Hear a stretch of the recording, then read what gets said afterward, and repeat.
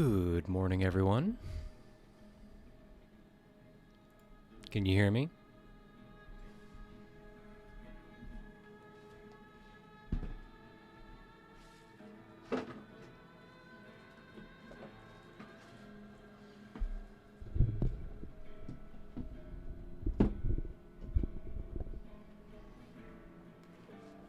Excellent. Are we being sweeties in here? Straight up. You fucking know it.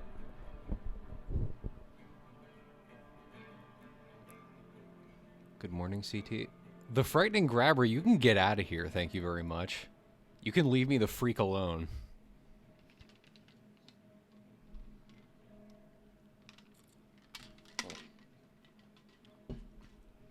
Alright, you know the drill. Tell me about what you had for breakfast today while I post links in places.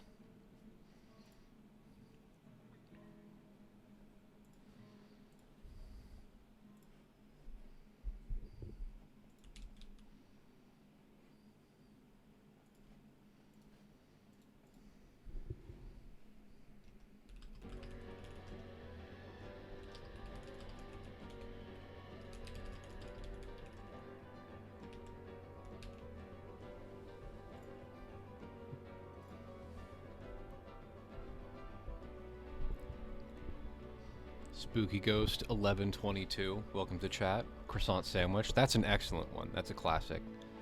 Was it like a good croissant sandwich though? Because I remember I went to a hotel once and they had a quote-unquote croissant sandwich for breakfast, but it was literally just like brioche dough that kind of looked like a croissant. I felt very cheated. You had the chance to poke at Soulframe? I haven't. Chat, I have been so busy. I have been so busy. Boom Wiggler. Hi McCT, I tried facial waxing today and it sucked. Does that mean I'm weak? No, facial waxing sucks. Like, also low-key, like, I had my first session of electrolysis earlier this week, and it was incredible. It was less painful than getting waxed. It was about twice as expensive, but it's permanent. So there's now a patch of my face that will never grow hair again, which makes me incredibly happy.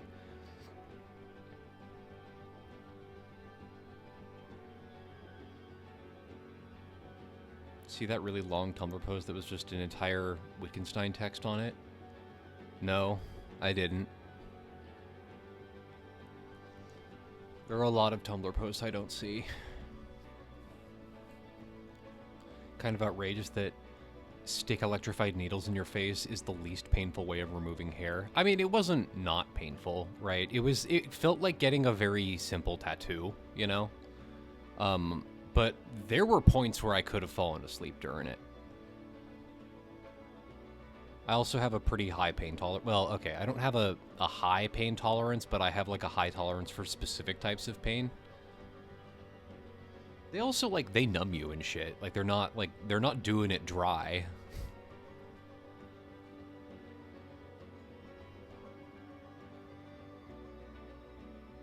Used to have sessions after work. It was Nap City. Yup. Forgot your first session was this week? It was last week. I did the chest before the face, so I thought it was a big tough girl, but she got to my jawline. It felt like she was tearing my skin off. See, I started on my jawline. That was,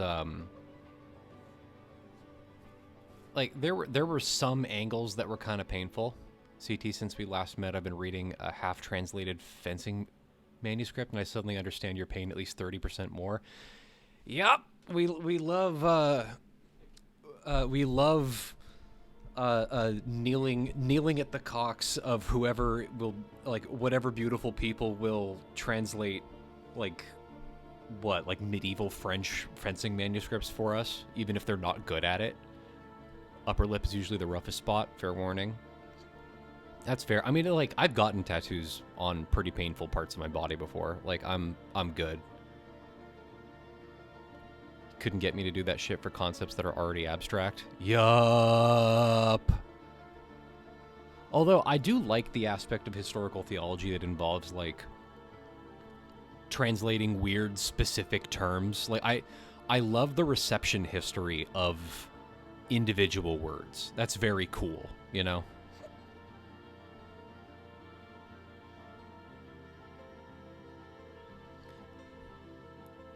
CT is also resistant to piercing damage. How many tattoos do you have? I only have the one, but I've been like, people have used tattooing things on other parts of my body. Hey, girly pops and other gender pops. I have an electric eyebrow trimmer that looks kind of like... Don't call people gender pops. It's infantilizing. Just say, hey, everyone. I have an electric eyebrow trimmer that kind of looks like a pen. Really works well on the upper lip hair. Much less painful than waxing and easy to touch up. Are those, like... It's fine, Miracle Cupcake. I'm just giving you a hard time. Are those, like... Okay, Miracle Cupcake, I do have a question. Are those, like, electric trimmers, like, worth it? Like, okay, is it a trimmer, or is it one of those, like... Is it a trimmer, or is it one of those, like... There's a thing that's not... It's, like, not electrolysis, but it's, like, something... It's, like, an epilator? Is it an epilator or a trimmer? Yeah. Because I've always wanted to know... Because I've heard... I know people that swear by those, and I know people that, like... have horror stories. You got yours as a gift, so you don't know much about it, but it is a trimmer, so it's blades. Okay. I'm curious about epilation. Yeah. I'd say it's worth it. I'm always curious how shit like that would work, because I have, like, very thick, luscious hair. And I get fucking crazy ingrowns. It's part of why I'm doing electrolysis, just so I never, ever have to deal with ingrowns ever again in my whole fucking life. Very tiny blades under a cap, basically. Okay. Electrical engineer friend was gonna build her own epilator? What? What? That is... I mean, I guess if you're an electrical engineer, but that's a terrifying prospect. Be careful, you don't want to get an epilator. Very different use case. Like, I know people that are, like... that swear by epilators, and I know people that can't handle them. Like, that have, like, terror scrolls. They've written upon the terror scrolls about their epilator. Finally got Abiotic Factor and being an average office worker in a totally average workplace rules. I love Abiotic Factor. That game has such a, like, special place in my heart. Yippee! If you're already prone to ingrowns, I think it's just going to give you more of those, unfortunately. I do think a lot about, like... what is a way to introduce, like, what's like a gender neutral way to introduce people that isn't kind of twee and annoying? It doesn't, you know, just kind of like respect. It's like how to respectfully introduce a group of people that might have a 45-year-old non-binary person in it. I fucking love Friends and Enemies. Good evening, friends. Ladies and gentlemen, friends and enemies. I fucking love that. Esteemed guests. Yeah. Good evening, friends and enemies.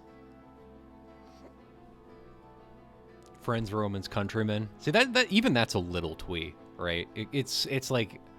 I try to stay away from references to things.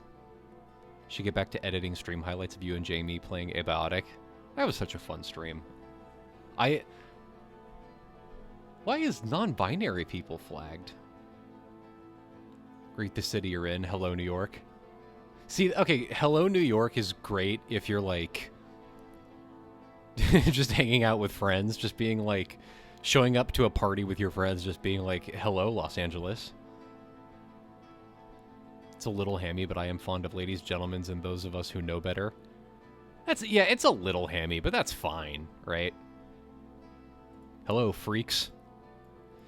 Hello, freaks depends on how you spin it, though, right? That's all. Hello, freaks is all in the delivery, especially if you're like, if you say it very formally, that could be fun. Just like, hello, freaks. Hello, freaks. But it's like you don't want to insist upon people. Ahoy, hoy. A hearty welcome to all Cubs fans and everyone else. See, that's fun. It's a little overwrought. Friends and enemies works best with people you're at best neutral with, so everyone wonders who is who. The part of why I like friends and enemies is that if you deliver it verbally, it sound like people even if people aren't listening, they know, oh, I just said an introduction, right? It has a very, like, it has a cadence and a delivery that people are used to. You don't want to get too cute with it, or you might, like, throw people off balance.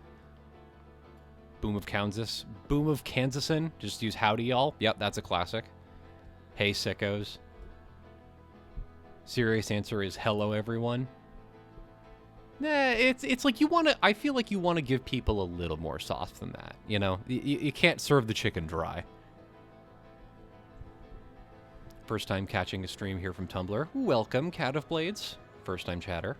Greetings, individuals. That's twee, right? Greetings, individual. Hello, Mario. Hey, folks. Folks can be fine. Folks is one of the ones where if you deliver it wrong, it can sound weird. Sup, bitches? Yeah, that... Hello, everybody. It's Markiplier.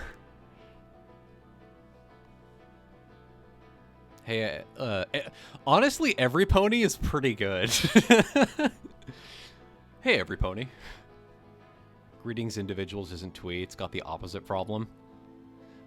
Well, it's like, it's ironic, right? And I don't want to be ironic. See, and I think every pony isn't ironic. It's kind of come out the other side as just being a funny thing to say. Hello, every pony. Bazinga. Or, sorry. Hello, every pony. Bazinga. See, that's too much. Do your best David Bowie impression and say, ladies and gentlemen, and others. See, if you hit the ladies and gentlemen, and then you leave a dramatic pause, people might start talking. Twee with a fedora. Every pony, the conversational AoE. See, it's not like... It's not an AoE anymore. It's like, it's a joke that a lot of people are familiar with, so people say every pony, and if you deliver it normally, people are just like, oh, that's funny.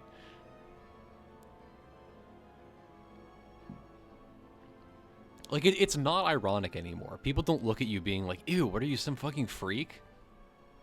People that don't know about My Little Pony are just be like, what did you say? Which is maybe a failure of the introduction, but not necessarily, like, it's not, like, embarrassing, you know? You're unaware of the shift in perception. Yeah, it's like, a lot of people just aren't going to know what you're talking about, but it's not going to make people, like, mad, you know?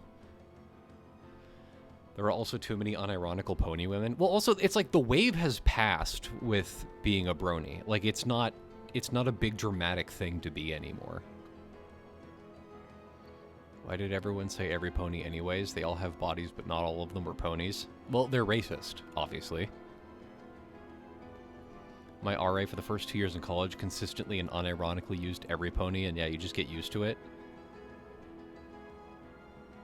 I'm not necessarily going to be throwing around every pony all the time. There are specific friends I would say every pony with. Excellent moment to join stream for the first time. Welcome, Mary Cat. Hello, racist ponies. Hey, y'all. Yeah, it's like, hey, y'all, that's a solid one. My girlfriend recently transitioned. She was one of the first bronies. I'm friends with one of the people that started the first My Little Pony, like, podcast and was, like, one of the OG, like, a thought leader in the brony community. Artsy Luma. Hello, fellow kids. Artsy Luma, why do you have a NASA badge?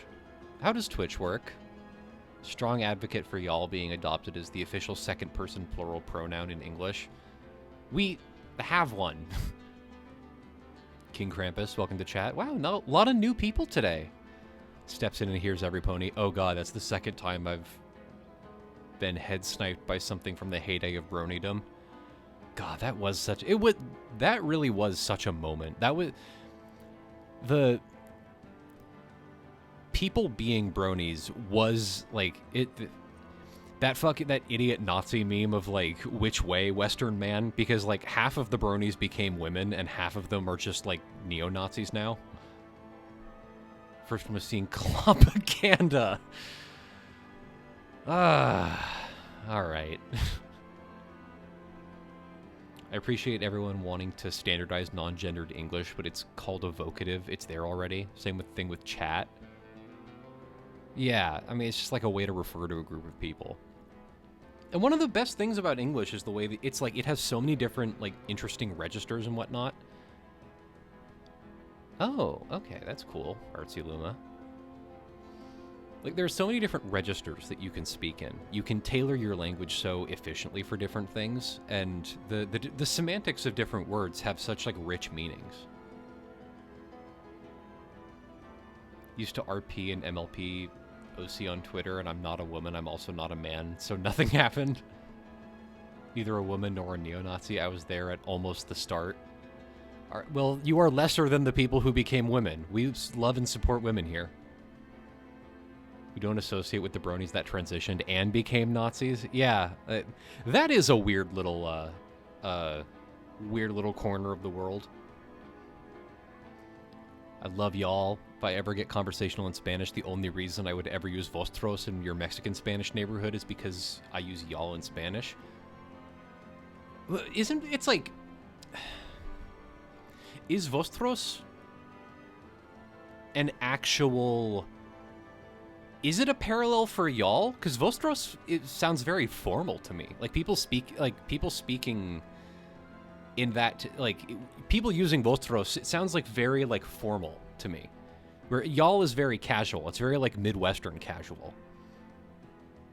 Hi, McGeezels. It's informal plural. I thought it was more formal plural. Interesting. Maybe it's just because no one uses vosotros around here. Oh, ustedes. Yes. No, you're right. Ustedes. Yeah, that's the one. Have you checked out your AI slot bores me yet? I don't care about AI. Don't ask me about AI stuff. Like, no, none of that. No shade to the bronies who transitioned to Pegasisters from me. I'm glad they found their true selves. Wish I knew more about French because vous has similar issues. Vostros is informal. Yeah. Omegle started after no AI involved. Okay, yeah, I'm just not interested. Yeah, it's like the Spanish one. Yeah, it's the like Castilian Spanish one. Unlike the vastly superior Mexican Spanish. Vous. I have a good French, like, my Francophone friends have said that I have a good French accent, but my pronunciation is weird. Vous. I need to get back into learning languages. I've been talking to friends about, like, seriously learning classical Greek again. I need to change up my attention meds, and I think, like, setting up a bunch of flashcards with fucking, just, like, classical Greek terms on it would be it'd be a good way to keep me from just, like, I don't know, scrolling all day. Let's see, what am I doing here? We're doing...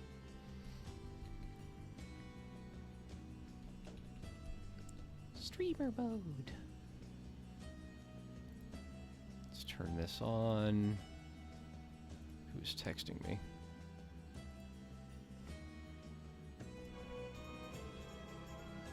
You don't really skip on the... Yeah, I know how French is pronounced.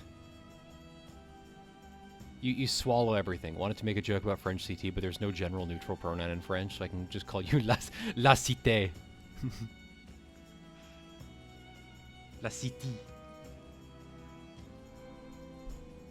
Learning how to do map. Later tonight, sorry, I'm organizing with friends, because later tonight I'm going to a yaoi rave. I didn't know... I'm not usually one for raves, but this is a yaoi rave, and I am interested in yaoi. I don't know what is... I don't exactly know how a yaoi rave is different than a normal rave, but, like... I'm excited. What's your opinion on Tokipona? Tokipona sounds cool. What does a yaoi rave entail? I don't know. I'm very excited to find out. You can take a yaoi paddle. My roommate had a yaoi paddle, but it got lost in the move.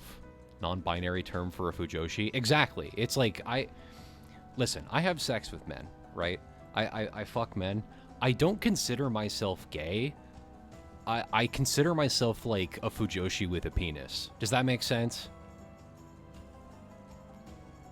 CT, I want fit pics tonight if you're willing to share. Yeah, yeah, I will take pictures. Like, yeah, it's like I'm not into men. I have like a man fetish. That might be incomprehensible. Like, that might be stupid, but I feel like there's a difference, you know? Makes perfect sense. Real as fuck. Okay. Okay. It's one of those things you gotta grapple with, you know? Especially, like, being bisexual and transitioning. It's like, what exactly is my relationship to any of this bullshit? You're into the symbolism of men? Okay. No. I like their butts and cocks. I think that's dope. There's nothing symbolic about it. I just think they're cute. Grappling is important, like Torah. Like Torah. Yeah, exactly like Torah. I'm a rabbi of fucking and sucking. Thank you very much.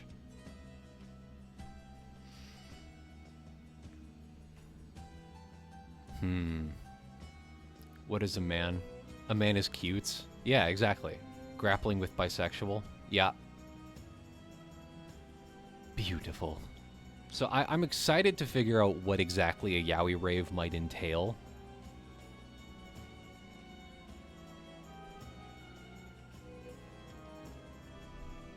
The poster was cute. It had, like, apparently it's two DJs that are gay and they were wearing kigurumis, which seems very adorable. I'm very interested to see how this is going to go. It's also, like, in West Hollywood, which is very, it's, like, West Hollywood is scary because it has, like, capitalist gays. By getting into hip-throwing the fuck out of a hot girl at your fencing club and it's very fun. Yeah. Telling me I could be going to raves in my kigu? Don't go to raves in a kigurumi. You'll, like... You're gonna collapse from heat stroke. What do you prefer, Yuri tits or Bara tits?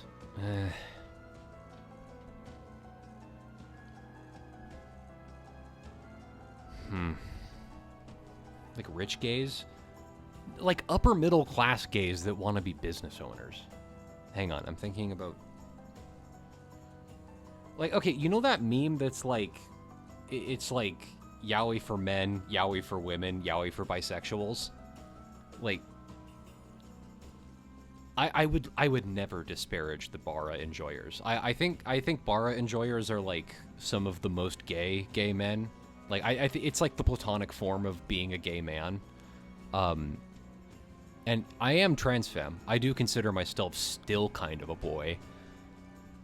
It's very rare that I'm like, I feel a real desire to engage with Bara stuff.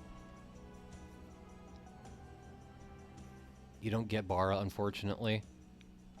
But it's like, it's like, even if you don't get Bara, it's like, I appreciate it for what it is, you know?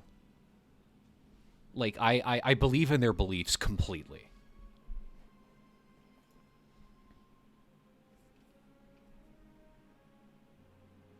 Bara likers are horny in the way that old gay men are horny. Yeah, it's cute, though. Like, I don't know what this is, but I'm happy for everyone that likes it.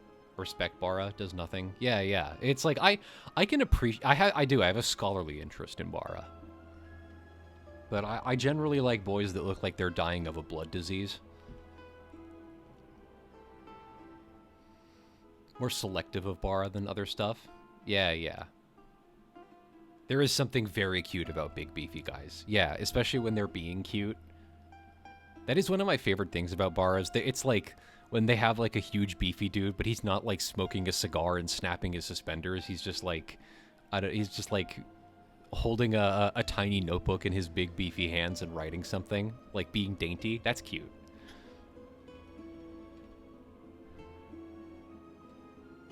We love to see men suffering from time to time. I love that shit. Same joy as, like, big dog with a little kitten. Exactly, yeah, yeah. I think so much of our incel bullshit problem could be solved if these schmucks could just accept being gay and it... Well, no, King Krampus. No, there are gay incels. Like, the problem is misogyny. The problem is, like, structural, right? But also, low-key, it's like... You know how incels keep talking about how it's like, oh, man, masculinity's under attack. And it's like, it kind of is in the sense that you used to be able to own women. Like, they used to not be able to have a bank account. And you could just, like, you could get pussy by just, like, being a guy who has a job. Because it was the only way that women were allowed to, like, buy food. Like, yeah, if that is your understanding of masculinity, if that's your structural conception of masculinity, yeah, that shit is under attack, and it should be under attack. Fuck that shit. Now you need to ask nicely for pussy. And it's like making dudes insane. Because they don't know how to handle that shit.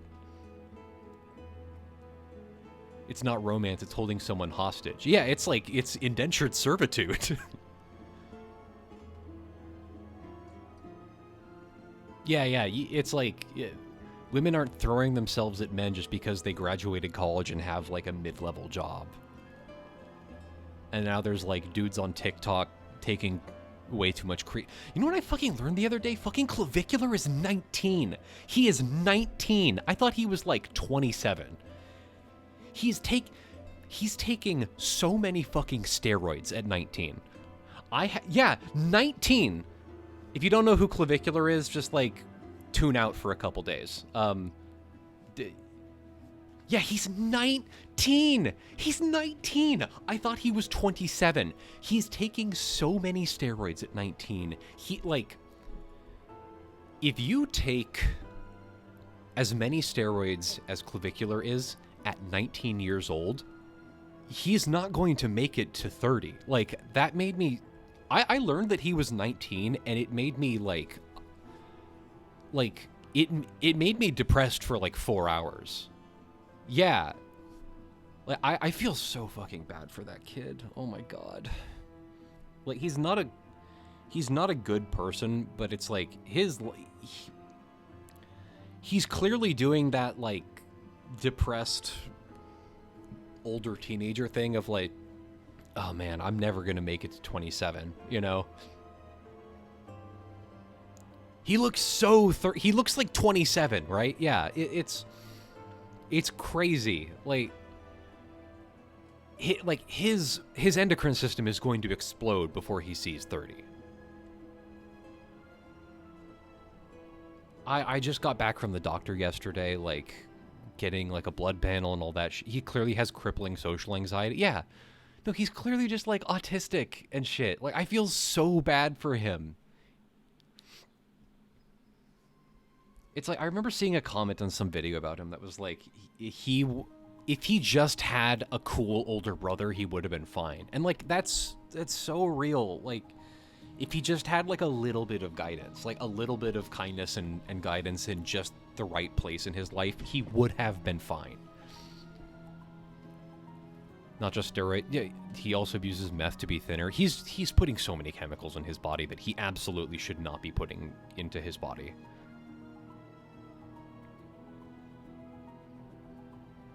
There but for the grace of a single good influence go I. Yes, same. It's like,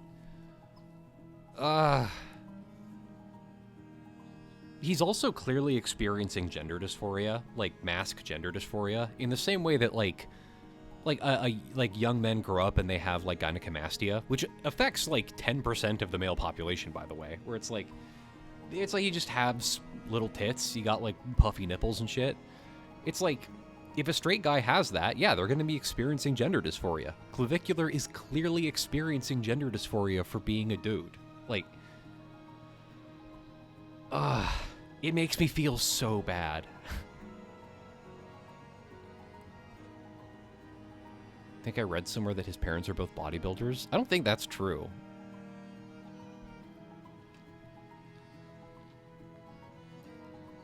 sometimes you need to take a look at a person and go, like, you clearly need help against your will. I hope he doesn't, like, whip the entire way back and become deeply Catholic or something. I think he's kind of, like... I don't know. I even feel bad talking about him. Speaking of, like, anthropology of male losers, I've been reading Dostoevsky again. What is wrong with the world? We still have people leading based on faith. Whatever. Don't bring that energy into chat. I've been reading, like, speaking of anthropology of male losers again, I've been reading Dostoevsky again. I've been reading Notes from the Underground, and it's very, like,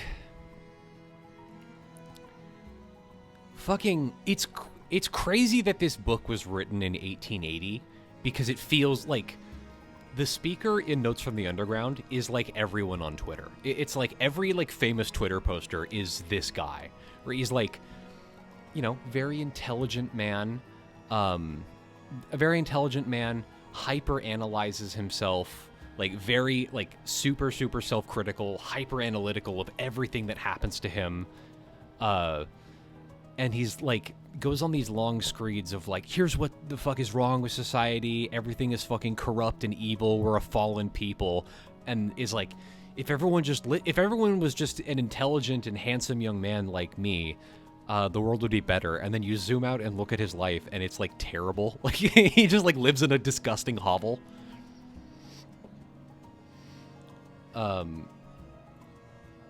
Maladaptive daydreaming to cope as well.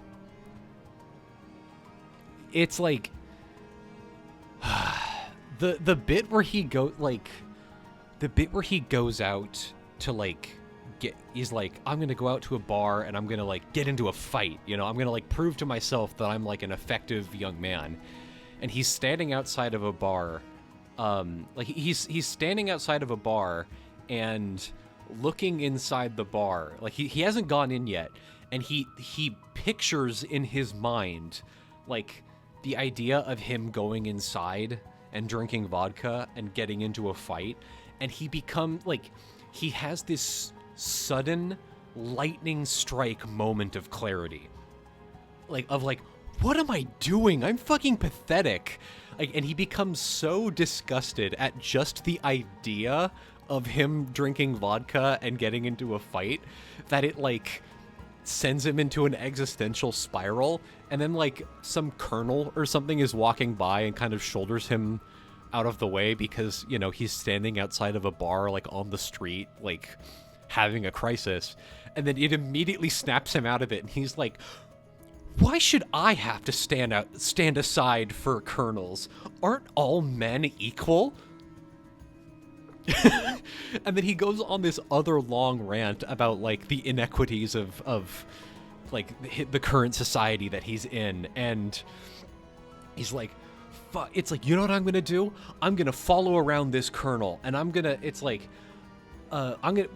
find a place where everyone can see, and I'm gonna make a plan. I'm gonna walk towards him on the street, and then when he tries to shoulder me out of the way, just because he's a higher rank than me, I'm gonna shoulder him out of the way. The revolution starts with me, except all of my clothes are dingy and disgusting and gross, so they're actually not gonna realize. They're gonna think, everyone looking at me is gonna think, oh man, they're of a lower class, they're a bit of a vagabond and a rapscallion, so I asked for an advance on my paycheck, and so to make this all work, I asked for an advance on my paycheck, and I went out and I bought a hat. I bought a yellow hat and some gloves, so I'll look nice while I'm doing this. It's so good. It's so amazing. Like, it's Anxiety, the book, like, so that when people see him shoulder the colonel out of the way, they'll be like, who is that handsome young man? Oh my god, it's so good. The bit where he, like, invites himself to go hang out with some of his old college buddies, and, like, with the intent of challenging his one old, like, Chad friend to a duel. It's so good. Like, and that he gets there and he's just like being weird and awkward the whole time, and the Chad guy is just like, what's his name, Svidrigailov? And Svidrigailov is just like, hey man, it's good to see you. I was kind of surprised that you like came along, but it's like, it's good to see you again. How are you doing? Like, how's your job going?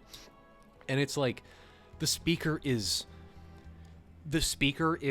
like interpreting, like, it's written from the speaker's perspective. Like, he's writing this down later after this all happened, and Svidrigailov is clearly like being normal to him, is just being like, hey man, how's it going?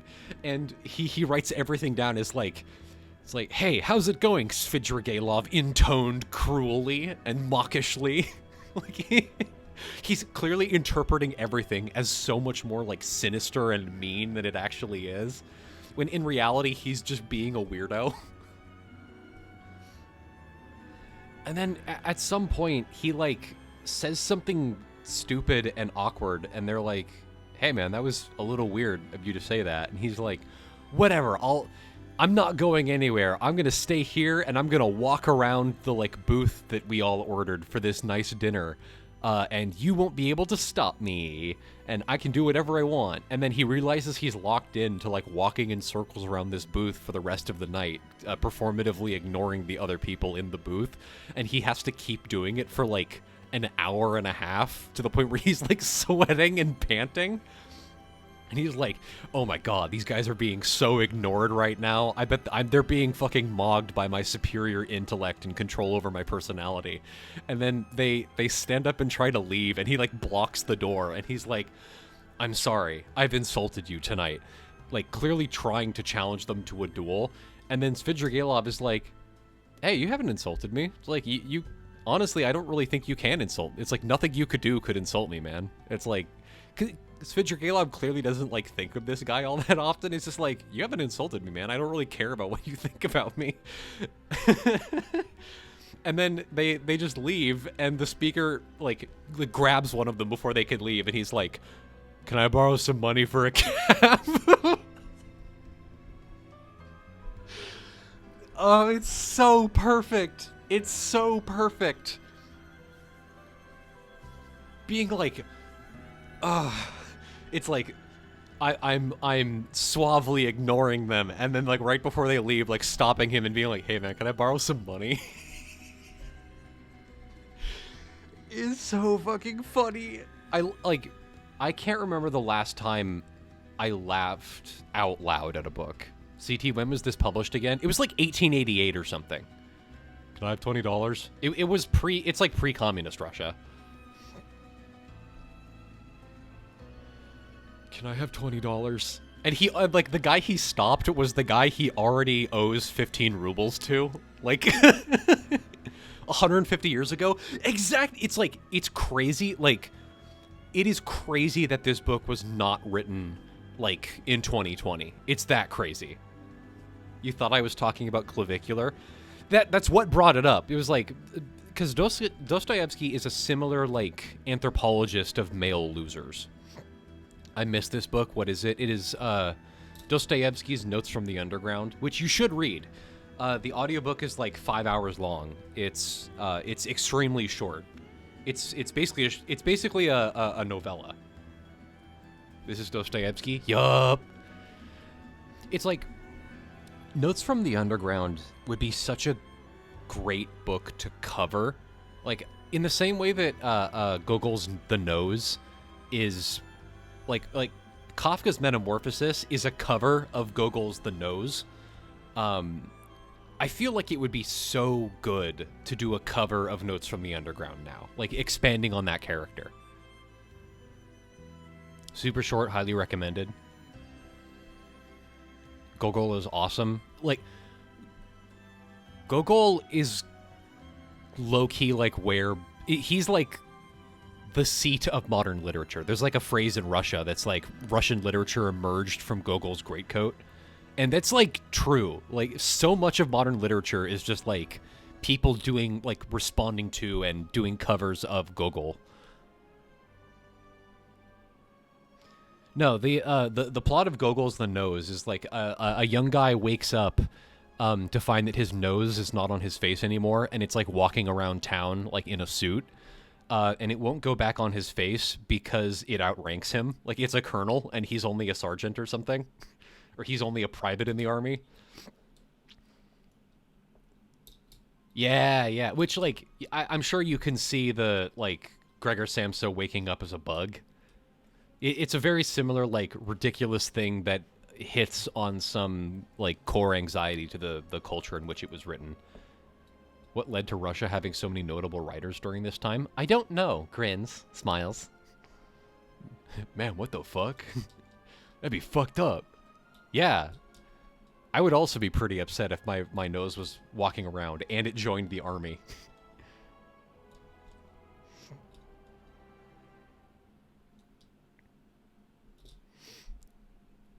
Yeah, Nikolai Gogol, a Russian writer.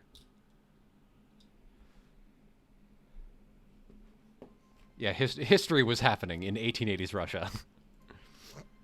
No, read Notes from the Underground. It's so good.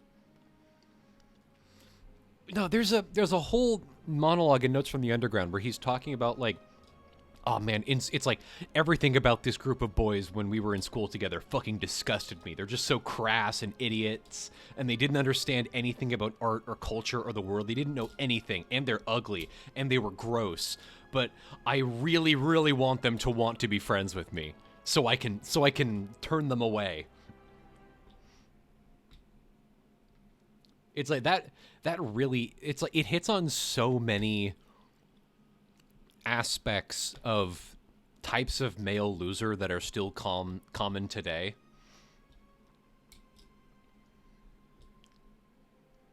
Being the like, I fucking hate you, and I despise you, and I despise everything about you, because I desperately, desperately want attention from you. And also the whole thing of, like, having an enemy in your head where it's like, this guy is my enemy. He represents everything that I'm fleeing from, everything I fucking hate about the world. And that guy's, like, nice and doesn't know you exist.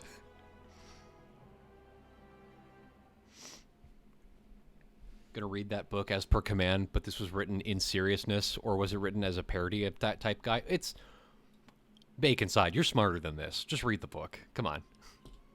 The Chad. Yeah, it's like, he's literally a Chad. He's like a normal Chad. It's just like a normal guy. And the speaker in the book clearly has what I would call like a noble savage view of Chads, where he's like, he talks about them like they're a different species.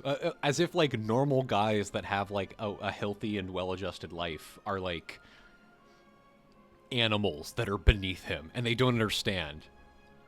He said, like, he always says shit like, it's like, man, it's like, I'm jealous of how happy they can be.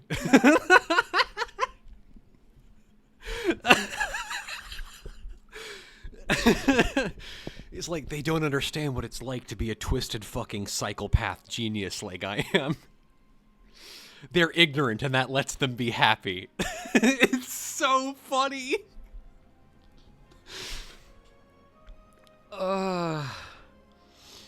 That is my favorite, like, that is my favorite, like, pseudo-intellectual thing, is the, like, making up reasons to be tortured by things, like, oh man, I know so many things, it means that I'm aware of so much more suffering in the world, and that's torturous and romantic to me. It's like, shut up, you fucking nerd.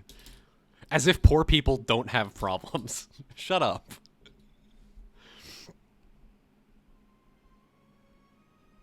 That one arc, yeah. It's also that Goob from Meet the Robinsons, where it's like, they all hated me.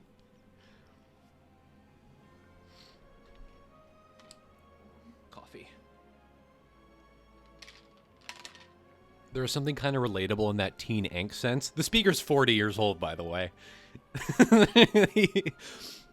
A central scene of the story is like about his 40th birthday. Yeah.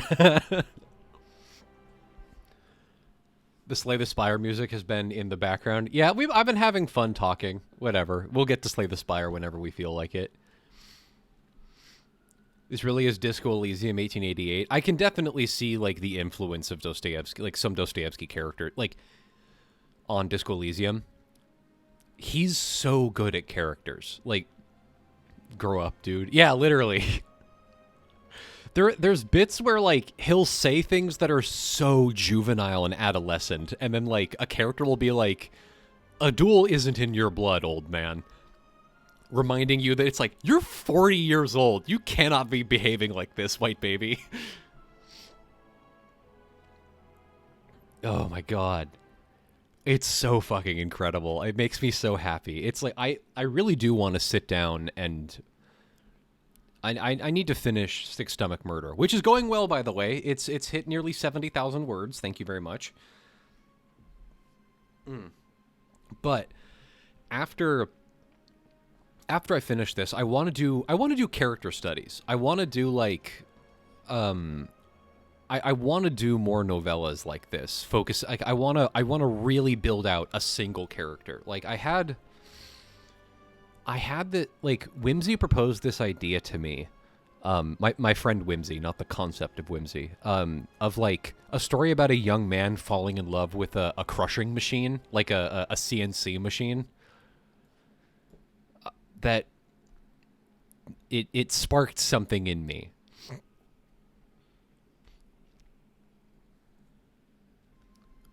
I have other ideas, but it's like my friend Whimsy, not the concept of Whimsy. Well, no, Whimsy is a girl. My friend Whimsy is a girl. The concept of Whimsy is not a girl. Like a talking Amber Skies robot machine. Like a regular tool. Like something that doesn't happen in Amber Skies' fun body world. But I want to, like, I've been getting more into, like, mask theater. Things like Commedia dell'arte and, like, it's like Thai mask theater. I'm very, it's like,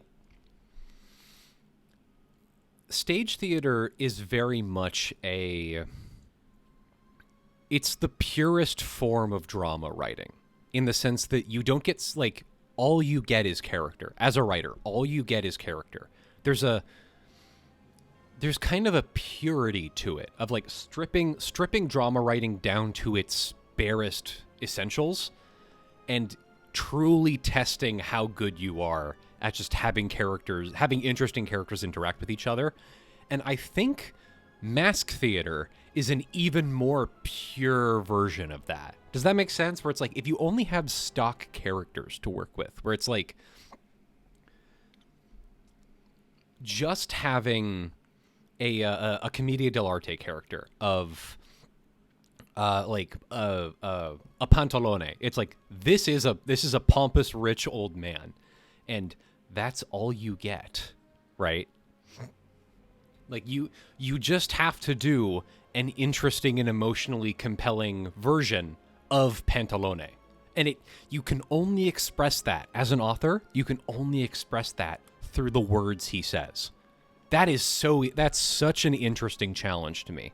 I would love to do shit like that. Yeah, it's character work where you don't get to bring your own characters. That is fascinating to me. I really, really, really want to work more in this concept. Commedia del Digital Cirque. Very good.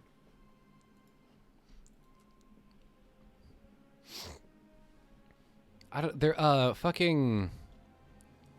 It's not Rambo. It's there's some other... Autod. Yeah, fucking Autod was super obsessed with Thai mask theater. I really want to get into that. Love playing with Jungian archetypes like Barbie dolls. Well, the interesting thing about specifically Commedia dell'arte to me is that it's not like Jungian archetypes. They're so specific to a culture. Like, Commedia dell'arte masks are aspects of the culture they existed in. Like, I think the most interesting character for me within Commedia dell'arte, and it's like, I guess this is a normie pick for being interested in Commedia dell'arte, but it's like, obviously it's Arlecchio, right? The fact that he's, it's like, he is a trickster character, but it's like he might be a villain and he might be a protagonist, and you never really know depending on which play you're watching, which I think adds to his role as a trickster, right? Like, tricksters aren't tricksters if they always succeed, right? They needs to be some sort of mercurial aspect to them. Like, there needs to be like some way in which you are not it's like there needs to be some way in which you are not prepared for what they're going to do. Is it always the same character? No, they're stock characters. Like, the Arlecchio you see in one play is not the same Arlecchio that you see in the other play. Like, it's there's not a sense that, like, if you assemble all of the Commedia dell'arte plays in a chronological order, it will make the story of Arlecchio's life. That's not how that works. It's just a role. It's like, it's a more abstract sketch of a character, but is like, you know, every time you see that white little hat and the lute, you know, like, okay, this guy is going to be a clever little trickster servant.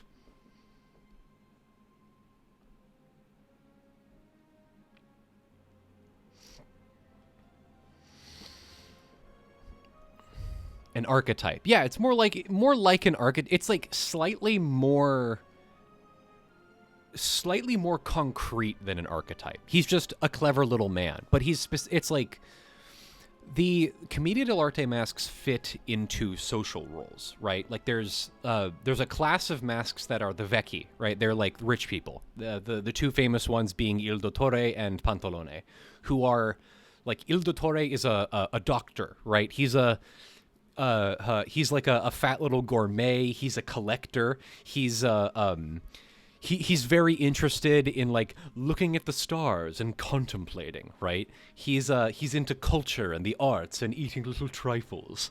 And then Pantalone is like, he's just kind of, he's like the rich old man. Yeah, he's the intellectual. Whereas Pantalone is a parody of rich Sicilians. So he's like, he's foppishly dressed, he's old, he's flashy, he's kind of gay.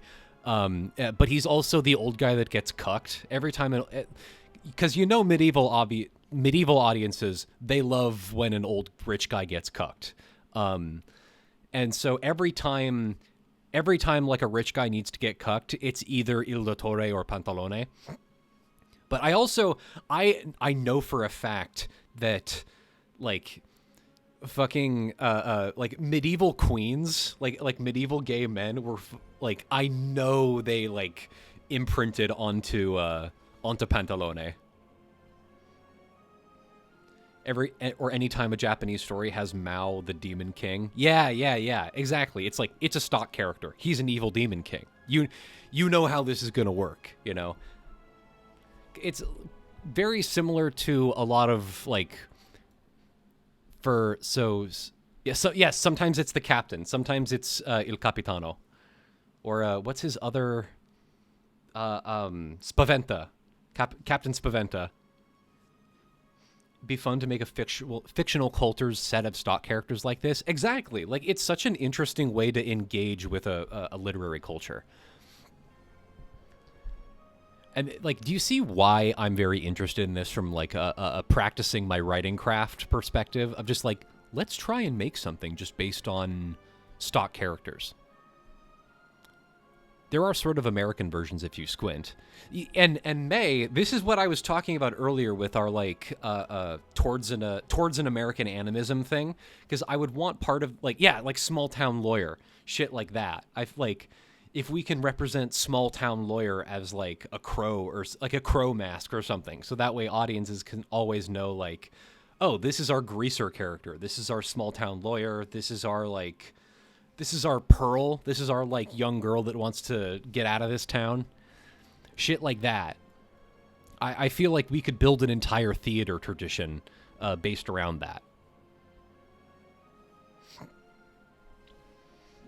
You understand what I'm pointing towards. No, I may just be a humble country hyper chicken. Small town lawyers, an owl in a white linen suit. Yeah, exactly. do any of you fine young people know where I can get some fucking acid? Like in teen comedies, the jock, the prep, the nerd. Exactly. Exactly. I feel like another archetypical character that I really want to revisit is Socrates, because there's something very Columbo about Socrates. Do you see what I'm pointing towards here? Like, he just kind of fucking shows up, and he's like, I don't really know what's going on here. I want to talk about love. Do you know what love is? Ah, well, that's tricky, because by that definition, it kind of implies that love works like this. Do you necessarily agree with that? Right, it's like, yeah, and his messy attitude, his frumpy cuteness.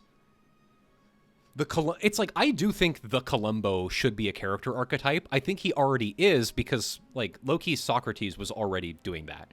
Just one more thing, yeah. Just one more idea. And Alcibiades, yes. No, gotta revisit the Greek classics. Well, okay, Benoit Blanc is not a Columbo. Like, Benoit Blanc is quirky, but he's more of a Sherlock than he is a Columbo, right? The Columbo-Socrates parallel is the kind of thing that makes me follow you around, CT. Grins.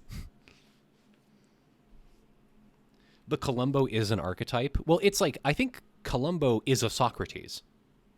Benoit Blanc is kind of his own thing. Benoit Blanc is not kind of his own thing. Benoit Blanc he's half Sherlock, half Detective Poirot. He's a genius detective that is a little melodramatic. That's both of those. Yeah, Benoit Blanc is Poirot. Like, yeah, it's like he's not as melodramatic as Poirot, but he's a Poirot. Yeah, exactly. It's like he's not French. He's fucking Cajun. And he's gay. Yeah, he's also gay. This is why I've been having so much fun building my quirky detective. He's French Cajun. He's an American Poirot. He's just Cajun, right? Yeah, Poirot is Belgian. What kind of country is Cagia? Disnag, you're smarter than this. I do love a quirky detective. Well, it's like, I have opinions on quirky detectives, right? Because, like, one of the most interesting... I love quirky detectives. I love a good detective story. It's like, I love a quirky detective story. I love a quirky detective. I love Sherlock Holmes. I love Poirot. I love the Agatha Christie novels. But one of the most interesting things about detective novels is the shadow of carceral justice, right? That is the there's a tension there. Like, every single quirky detective is in some way working for the big machine that violates you. Like, they work for the big violator machine. Even if they're just like, it's like, oh, I'm not a cop. I'm just willingly participating in the carceral justice system in some way. That's interesting to me, because it makes them a little less quirky, you know? It's like, at least with Columbo, he's principled, right?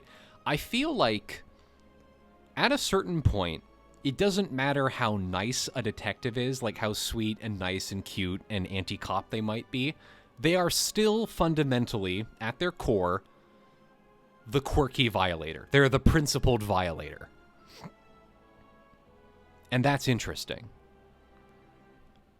There always seem to be a few Catch-22 episodes where they don't really want to send someone to jail, but they gotta. Okay, well, it's like, take fucking Murder on the Orient Express, right? He says, don't you know, don't go to like don't go to jail. Doesn't send anyone to jail. What about insurance inspector detective? Even it's like even then, it's like what do they do with the insurance shit? Are they sending people to carceral justice? Like are they still interacting with this? Like this is there's an interesting tension here. Even noir detectives where they're like the cops are fucking corrupt and shitty. No one is sending the right people to jail. You know, that's interesting.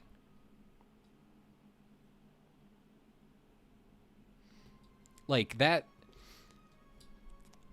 is interesting to me. And it's something I wish it's part of why with 87 I'm leaning more into her just being kind of a like she started as just being kind of a quirky detective and she's ended up a lot more sinister in a way that I'm really enjoying.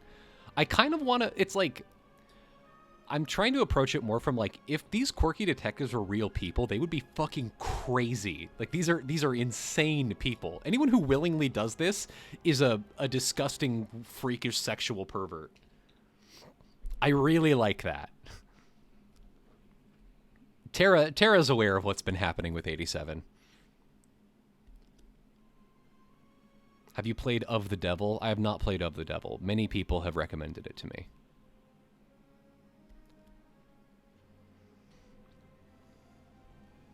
It seems okay until the story lets someone go because the detective thinks they're good people, but they really aren't. Turn your quirky detective into a hound dog. Like they did for Columbo, like his cute little dog boy. Yeah, it's like enough people have recommended me Of the Devil that I don't want to read it until I'm done writing my thing. Even Columbo, who's just putting rich people who we hate in jail for their premeditated murders, goes back to the precinct and sits next to the other officers who are soaked in blood. Exactly. Like, although we do have, it's like one of the most redeeming episodes of Columbo is the bit where he's getting in trouble for not taking his gun exams, where the cops are like, you have to carry a gun, and he's like, no, I won't. And he's like telling one of the other officers to take the test for him. Like, that's a really interesting way of grappling, of like approaching this subject, because it's Columbo is explicitly being a good cop by being a bad cop, right? By explicitly like getting in trouble. That's great. I think that's really interesting. But at the same time, it's like the jail system is still the machine that violates you. I think that's very interesting. There's a lot of cool tension there. I like playing with that within my own setting and just basically talking about how the prison system is just literal slavery. It is literally just like prison slaves that work in factories to make cheap products. That is something I wish fucking Discworld did more. I wish, because it's like, yeah, we got the cool like consent-based policing focus, but it's like, what happens to the guys when they get thrown in jail? Because this is like a medieval prison, dog. That's not a nice place to be. Do they deserve it?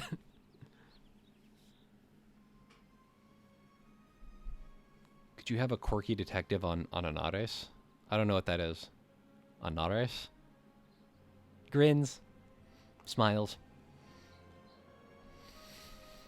Oh, ladies and gentlemen, it might be time.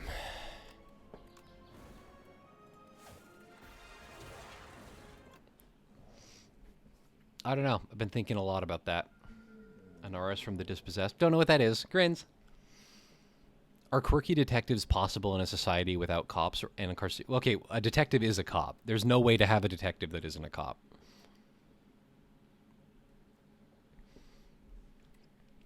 I like an occult detective. You combine all that wild shit from the normal ones, plus there's a scary ghost now. Maybe.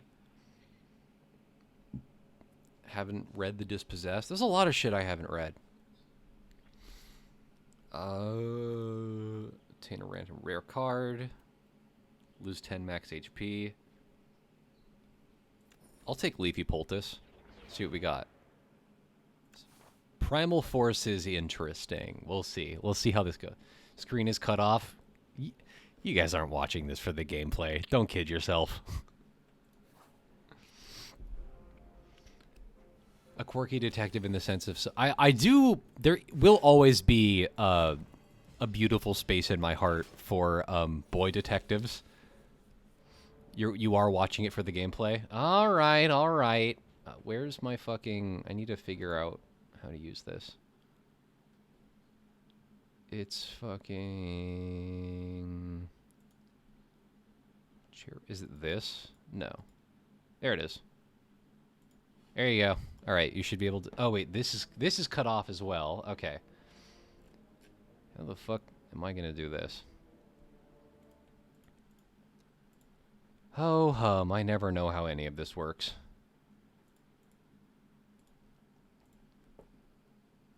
Capture method, automatic.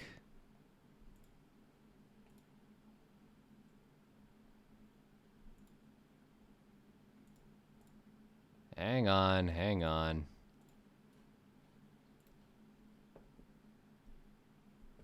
You love watching games you'll never play. Window captures, this it? No, okay. Main display captures, this it? La la la. I don't know how any of this works. Whatever. I don't know how this works. Y'all can deal. What were we talking about? Deal 6 damage. If you lost HP this turn, draw 1 card.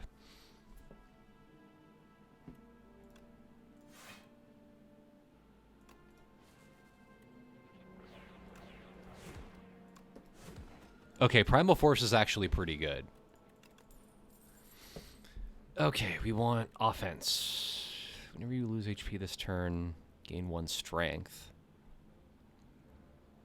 Gain 7 block, exhaust a card at random, draw 2 cards. This is kind of a skip for me. Boy Detectives and Commedia del... It's not Commedia del Cirque, it is Commedia dell'arte.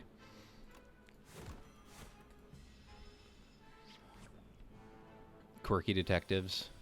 That the TTRPG Eureka is kind of interesting. I don't know, I just don't play... I don't play stuff like that very often.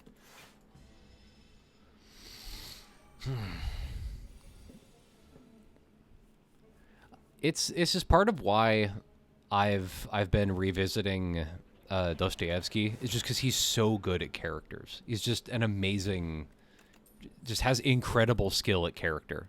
Perfected Strike, Havoc, Body Slam. These all kind of suck. You should get on Dostoevsky. You should get on Dostoevsky. He's very good. He's a classic for a reason. Body Slam rules. I'm not doing a block build, though. Primal Force is kind of crazy. What's... Okay, what do we want for...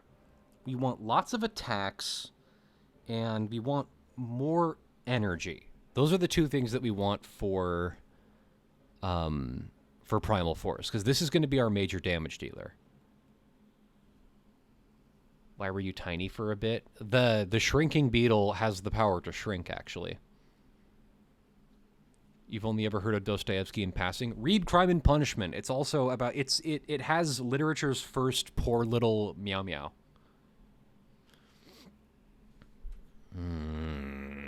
True Grit is fine. That's fine for now. What we really need is damage. Primal Force, everyone has a rock limit. What about the Thinking Beetle? Oh, Vine Shambler. Okay.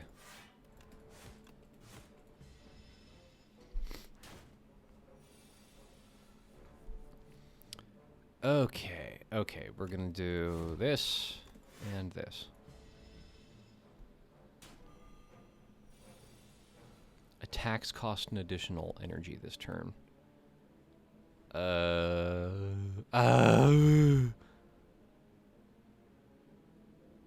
Okay, we're gonna do Primal Force. Oh, right it. Whatever.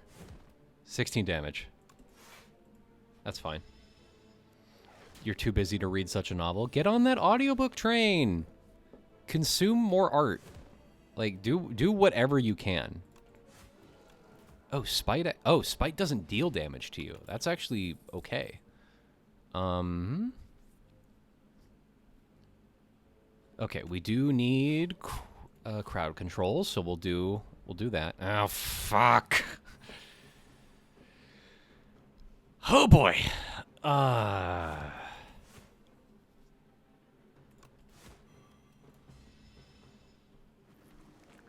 What did you miss? We've been talking about a lot. We've been talking about literature. Okay, 4x4, 2 energy. This is a good hand. And then we're just gonna bah. Alright, do any of them have 16? Okay, we'll deal this to you and then end the turn.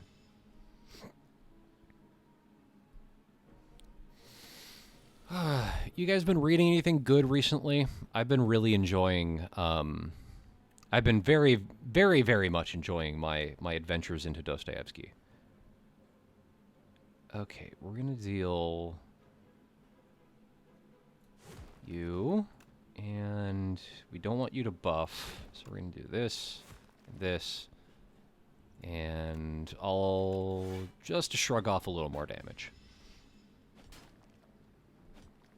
How do you feel about Hannibal's quirky detectives? Awesome. Love Hannibal. Hannibal's very fun. Okay, hit you with a vulnerable and bash. Reading Guide for the Perplexed. Classic! Fucking love Guide for the Perplexed. Kind of want to read more Ursula K. Le Guin, but haven't gotten around to it. She's fantastic. Love Ursula. Read Annihilation. I need to read Annihilation. What does Bag of Marbles do? Start of each combat, apply 1 vulnerable to all, and that's pretty good. Goddamn. Okay. Whirlwind. Instant take. Instant take. Okay, we're doing pretty good on HP, low-key. Funny how 12th century book that puts flat earthers on blast twice. Yup. Oh, right. This is the one that... Yeah. Weak and vulnerable. Okay.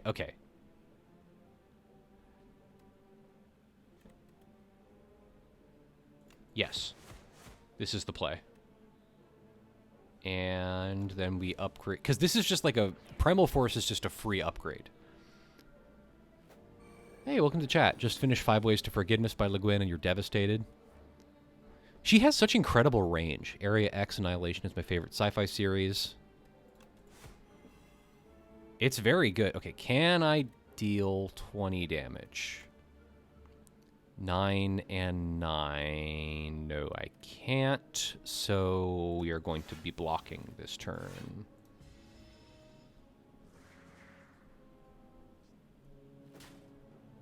Five Seasons of Bones in a Depressive Fugue, and then I wrote a Twine game about the divinatory power ascribed to forensic science. That sounds pretty cool. Hits you with a giant rock. Explosive Ampule, Havoc, Body Slam.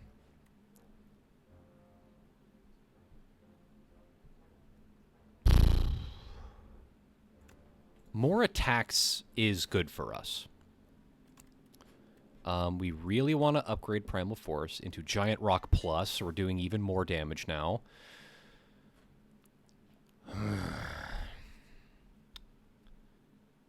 We already got the Scary Elite.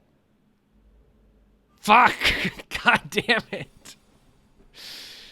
No! Okay.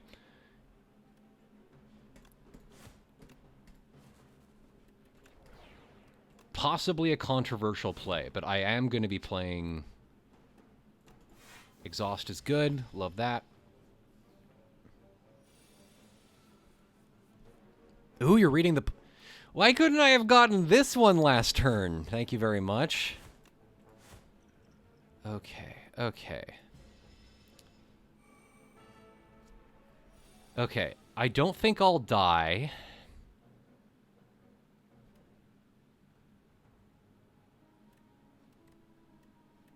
Okay, that'd be 10 damage with body slam.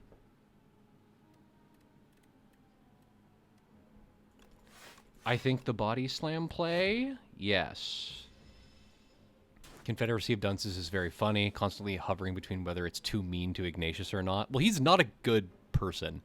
And it's not like... Okay, okay.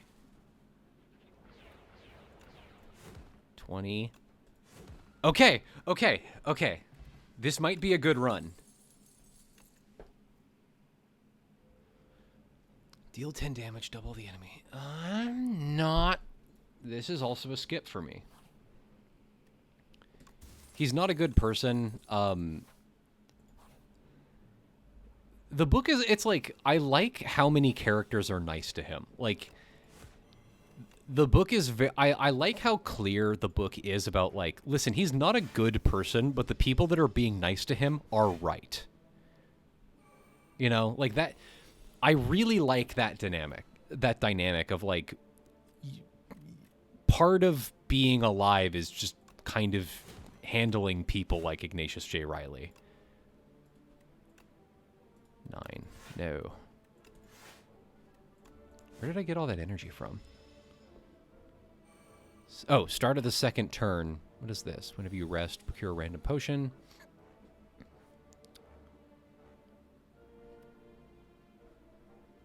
Okay, I think this is... Yeah, this is clearly the play.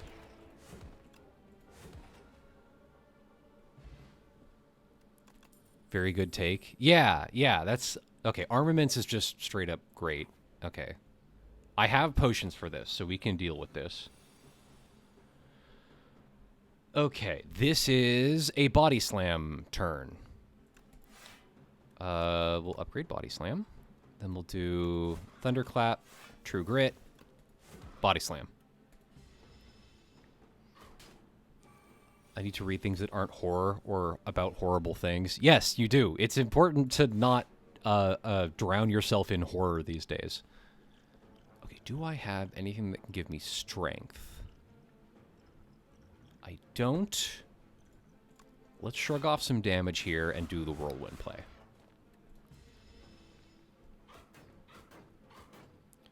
Slowly chunking through a really long tome of everything Borges has ever written, but it took too long. Ah, classic, yes. This will kill.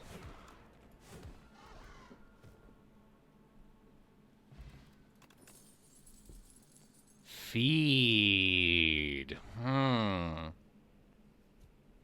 Deal 10 damage. If fatal, raise your max HP by 3. Feed. I think Battle Trance is actually the correct play here.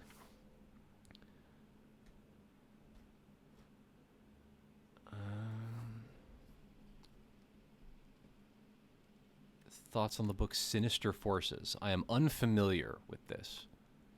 Draw 4 cards. You cannot draw additional cards this turn. Okay, what are we doing here?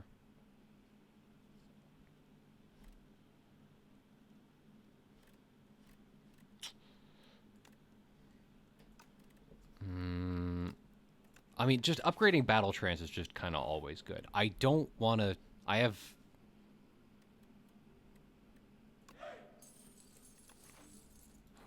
What's the boss? Okay, it's that. It's the multi-hit one. Okay.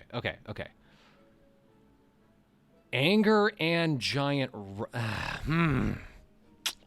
That's tricky. Okay. Because this could generate a lot of giant rocks for us. But I also, like, they do so much damage, I don't think I need more giant rocks. What I need is something that'll make the giant rocks easier to play. Something that'll, like, make them free. Start of each combat, deal 9 damage to all enemies. That's pretty good. So first attack deals 8. Increase this card's attack by 5 this combat when played. This on a momentum.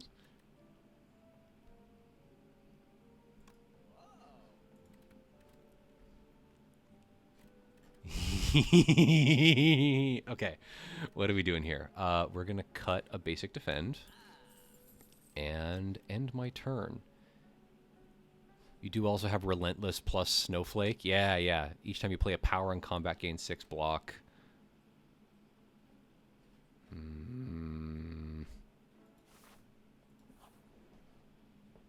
This could be interesting. This could be very interesting.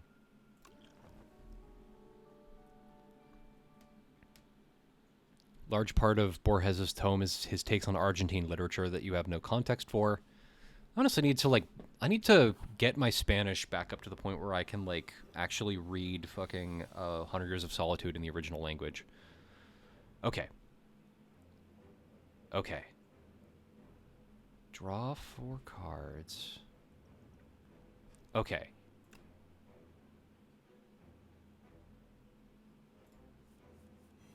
Sure. And then we're going to... We want... That'll get that up and running. And I think that's fine for now. We can tank 7 damage. Yeah. The Relentless was in the shop. I didn't necessarily... Okay. Okay. We're going to do... Free Spite. 2 Giant Rocks. Get the Giant Rocks up and running. Giant Rock. Giant Rock. Explosive Ampule. Just need as many hits as we can get in.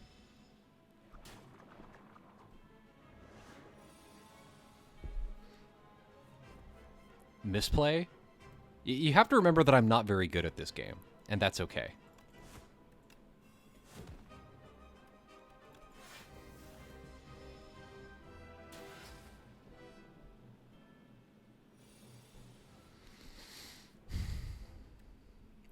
Battle Trance.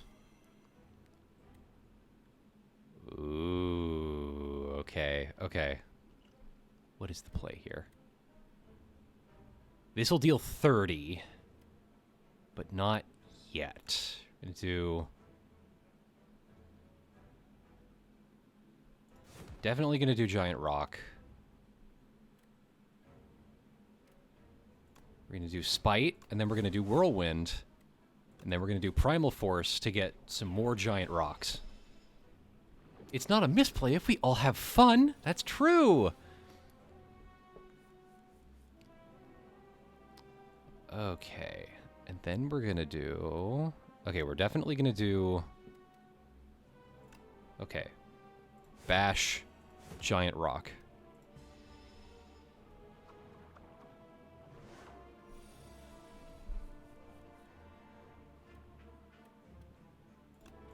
Giant Rock, Whirlwind. Yay! Yay! Yay! Yippee! This turn, your next attack is played an additional time. Okay, 1-2 punch is just great. Like, 1-2 punch is just always fantastic. Start each combat with an additional... I mean, that's pretty damn good. Start of your turn, exhaust the top card of your draw pile and gain 1 strength. That could be good if we were doing...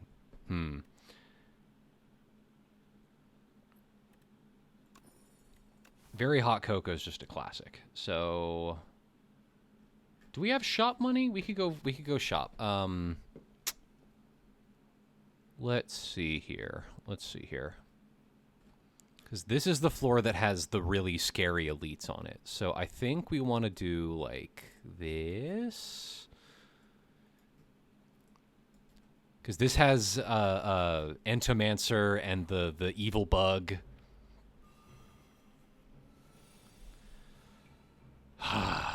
Okay, okay. Armaments. Body Slam. True Grit. Body Slam. Ugh. You know who else was crushed under a giant rock? A giant evil rock. Okay. 1-2 punch. Whirlwind. Lol, Lamau.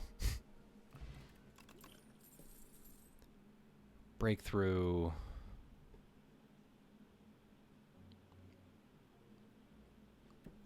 I mean, plating is just good. Like, why not? Like, that's a why not play. Mangle. Enemy loses 10 strength this turn. Shrug it off. Evil Eye. If you enter a shop room. Gorge it. Gorge it. Solid pick, as always. Yeah, the Hunter Killer. Oh, wait. Hunter Killer's not an elite? Okay, let's play this before he has a chance to take it from us. Or we can just end the combat here, I guess. We can just first turn the Thieving Bug.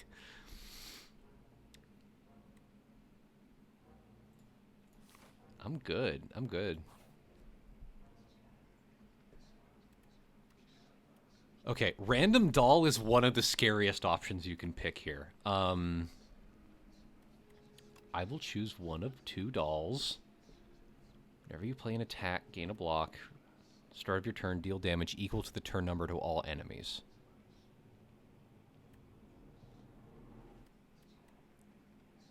We play... Let's do Mr. Struggles. There are some scary-ass dolls that you can get here. Put Hunter Killer in an elite pool or nerf the scaling because it feels... It's genuinely crazy how hard Hunter Killer is. The Struggler... Oh. You're just going to add 3 cards to my deck? Silent, I think, is the play here. Okay, Flick Flack. We don't have discards, so who cares? Ricochet. I don't really care. Whenever you... Okay, Power. Whenever you draw a card during your turn, deal 2 damage to all enemies. Nah. Bouncing Flask. Bouncing Flask could be a hilarious addition to this. Deal 15 damage. Next turn, draw 2 cards.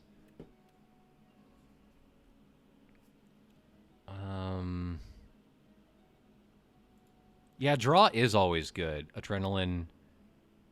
Draw 2. I mean, choose a card. You could add even more rocks to our deck. I'm gonna go for the Adrenaline. I'm gonna go for Adrenaline.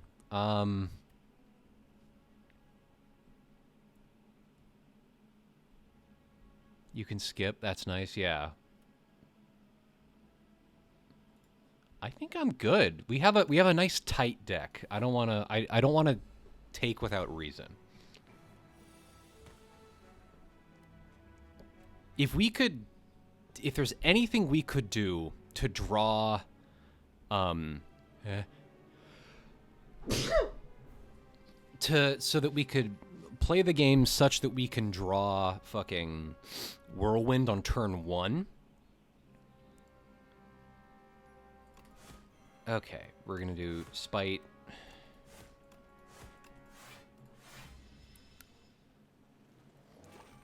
That was an adorable sneeze. Everything I do is adorable. Thank you very much.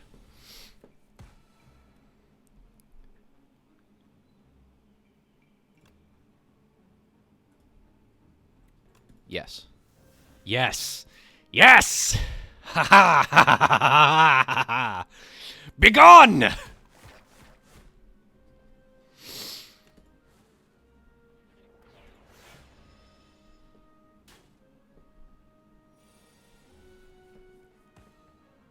Let's see. 1-2 punch.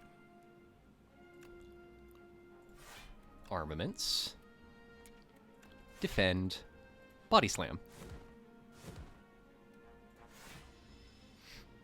Hurting them. Hurting them forever. Hurting them forever until they go away.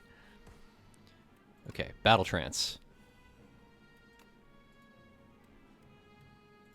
Spite. Primal force. Rock. Hey, I hear we're beautiful and cute today. Dude, that's so true. Like, straight up. Corporate magician. First time listener, last time buster.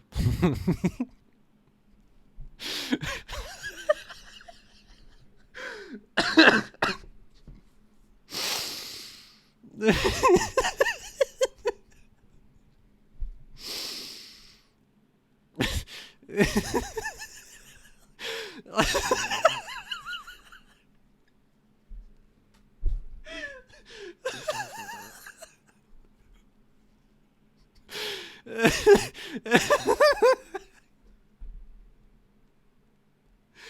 don't know why that made me like the idea of introducing yourself as, "Hey, nice to meet you. I'm never gonna come again."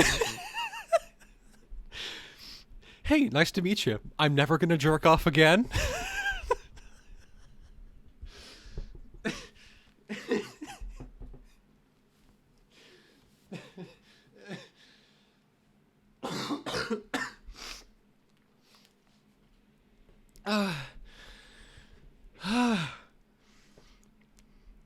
just like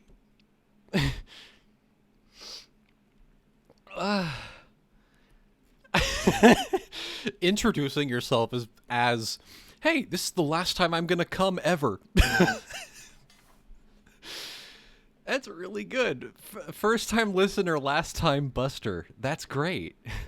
"Hey man, nice to meet you. My hands will never know sin and my heart will never feel pleasure again." "Hey man, nice to meet you. I'm never gonna, my body will remain pure until my death."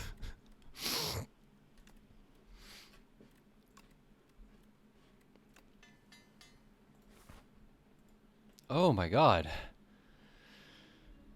I need your badge, your gun, and all the cum you're gonna produce for the rest of your life. Random power, zero cost card. I love zero cost cards. Big favorite. Of course it's B-Boy. Okay. This is a dog shit first turn. We'll get some damage going. I'll exhaust that. I don't really give a shit. "Hey man, a pleasure to meet you. I will never know the feeling of an orgasm for the rest of my days." Wow, this is a dog shit couple turns, huh? Okay, what are we doing here? We're gonna get this off.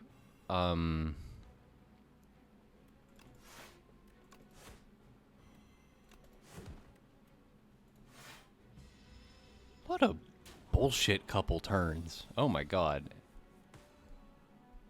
And now that our fucking, like, 7 energy turns are gone. Yeah, sure, whatever, man. 1-2 punch and whirlwind.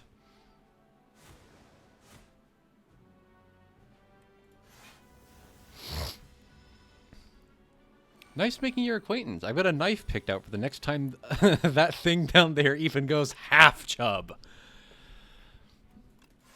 Sure. Stone armor. Whatever. Go ahead and deal a bullshit damage to me. Oh shit, I love bees!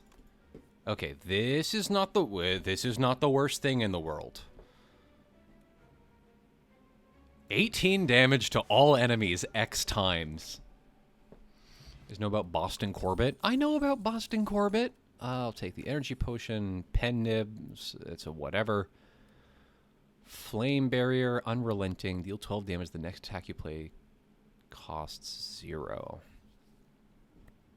Is this good for us? I don't think so. We don't have any, like, expensive attacks that we really need to play. Brand, lose 1 HP, exhaust 1 card, gain 1 strength. I'm good, low-key. The brand. My brand. Oh my.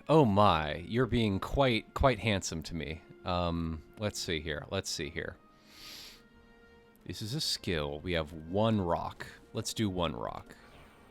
And fuck it. Yeah, it's like whatever, you know. We'll do True Grit. Who cares? And then we've got 1-2 punch. So rock for you.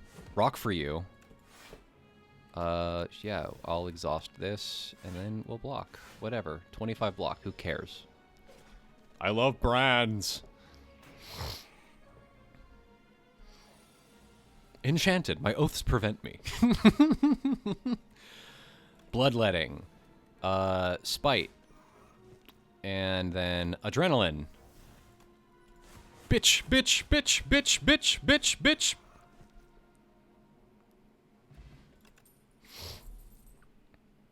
I do like Stampede.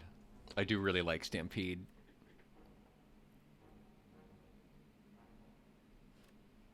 Spite's also been doing work for us, though.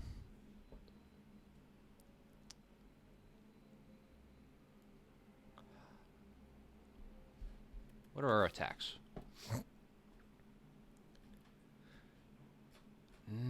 We really have... I don't think Stampede is what we want this time. Stampede works best if you have very high cost attacks that are difficult to play. So I think we take another Spite.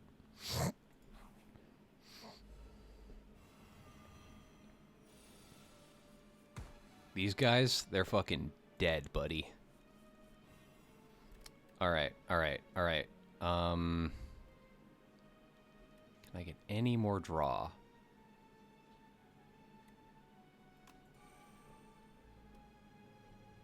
I didn't draw any of my,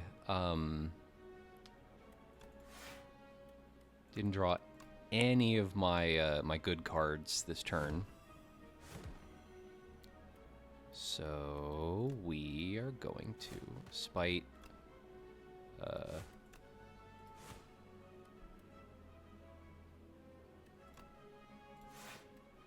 save that. Okay, okay.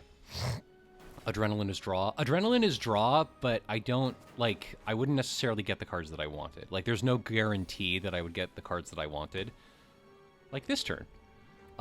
So this end... Hit him with a vulnerable. That ends the game. Yay! This is a great run. Goddamn. Expect to fight.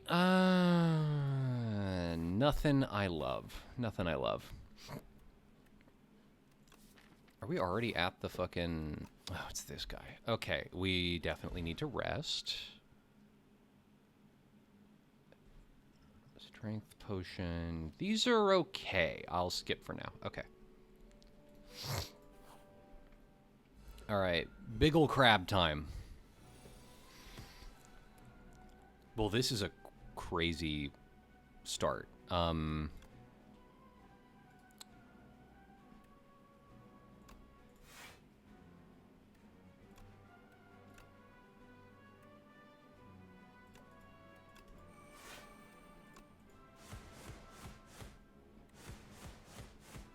Insane start. Fucking wild start. Ah, I should have popped the strength potion. Okay, you have the heal at boss relic? Whatever, who cares?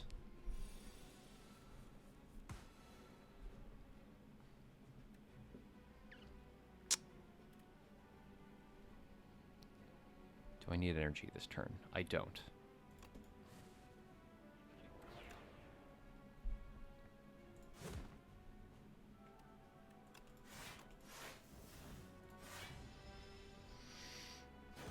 Salutation, stranger. I think that I've got a few 2 or 3 nuts left in me, but after that, I'm donezo. You guys make me laugh. I like streaming. Powerful yonic imagery on this boss. I'm inclined to agree. Alright, this is the dangerous turn. Battle trance. Adrenaline. Let's face the right way. 1-2 punch.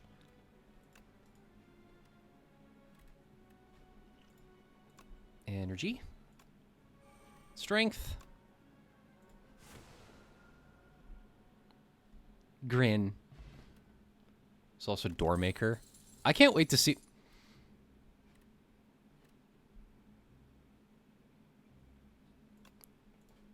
This could go crazy. This could go fucking crazy. If we get the right turn, this could go nuts. Gain energy at the start of each turn. All enemies start each combat with 1 strength. All strikes and defense. Start of each of your turn, draw 2 additional cards. Start confused. We definitely don't want that.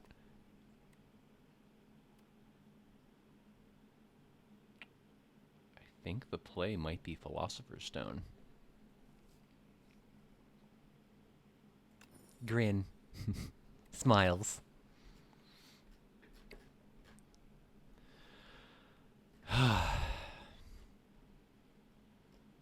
Have you guys seen that video that's like the way to do voice training is you do Fem Allen from Smiling Friends? It's like, hello, hello, hello, hello, hello, hello, hello, hello.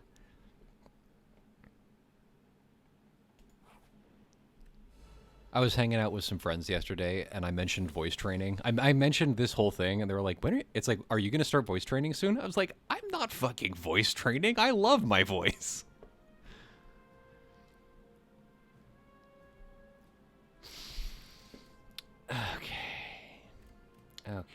Okay. Not a great first turn. Whatever, all adrenaline. Battle trance.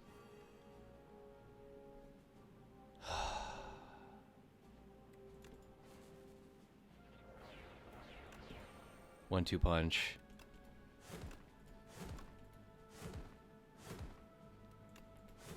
Kind of an insane first turn.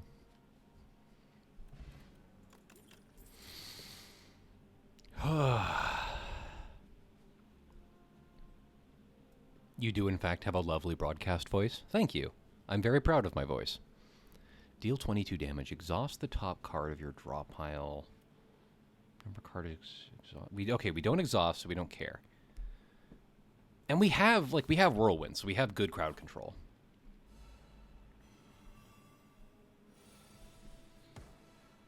Okay, let's do this again. Hi, Whirlwind. So this is gonna go crazy. Bye. Farewell. Don't care about any of these. Got enough gold. Check the shop. Rage whenever you play attack this turn. Vicious whenever you apply vulnerable, draw a card. Happy Sunflower. Rolling Boulder. Rolling Boulder. I really like Rolling Boulder. I think Sunflower is the play, but Rolling Boulder is one of the funniest cards they've ever added to this game. I'm kind of obsessed with Rolling Boulder.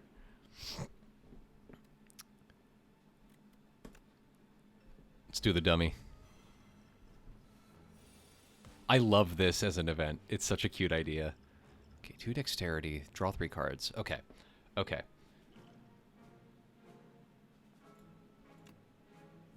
Gonna use my draw 3 on this. Then we're gonna do...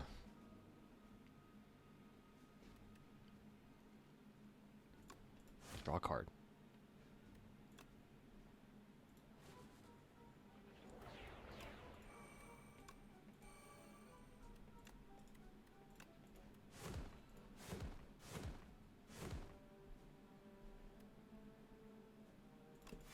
Sure, whatever. We'll that's fine. Okay, okay.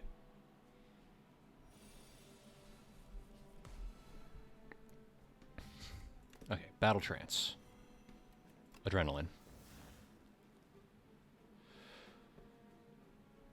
Do I have anything that deals damage to me? Okay, vulnerable.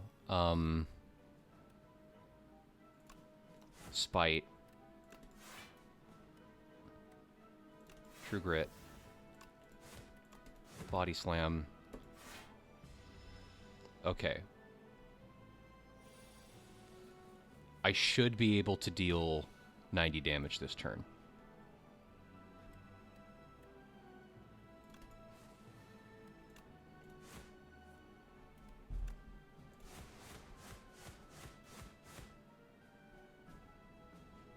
Fuck. Damn it! Humiliated. Mechie noise? Mechie's asleep. That might have just been me making a noise, sorry. Okay.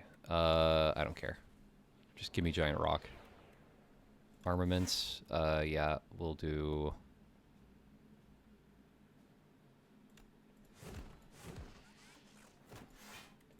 Die.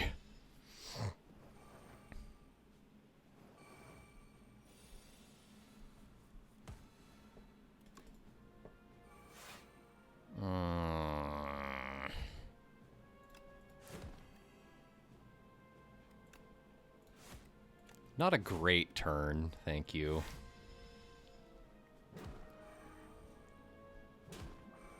The call did come from inside the house.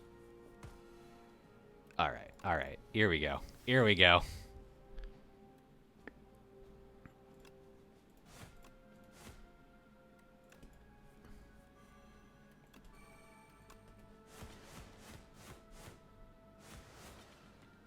God, that's such a crazy combo.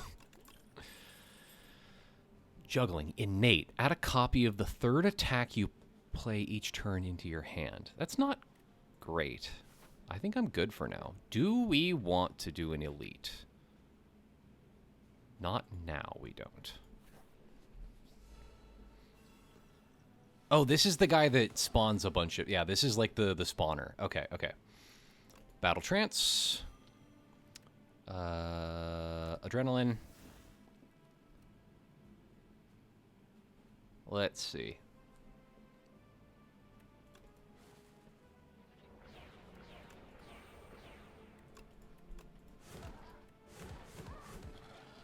Farewell. I can never figure out how to play juggling. Like, what does it ever... Like, I guess maybe if you have, like, a roll build with, anger, maybe? I don't know. Okay, I don't think I have any powers, but that's okay. Everything beautiful on planet Earth.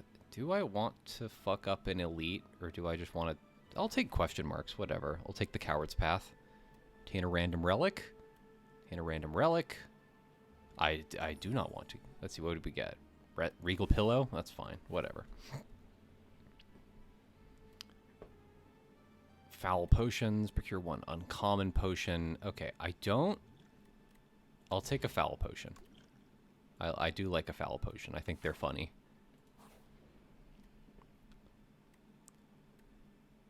Obtain a random relic.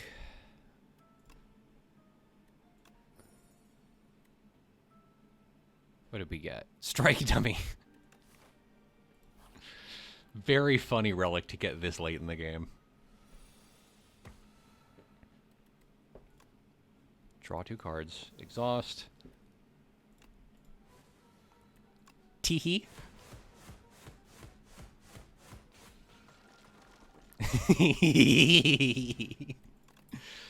Adorable. Nope. Don't care. Wow. You only affect powers, idiot, loser.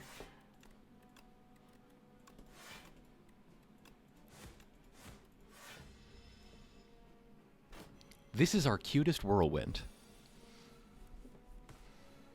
Okay, what are we doing here? 1-2 punch, whirlwind.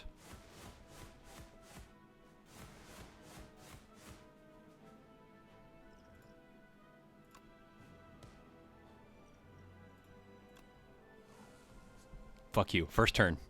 Fuck you. Fuck you, fuck you, fuck you. Lose 2 HP, deal 19 damage. I don't really give a shit. Okay. Let's rest one last time. And a regen potion. Love a regen. Very funny to imagine just, like, chilling in your tower when some kind of swords wizard shows up, bleeds on the floor, and Vitamixes your whole shit. Yeah, no, it's literally the spin to win.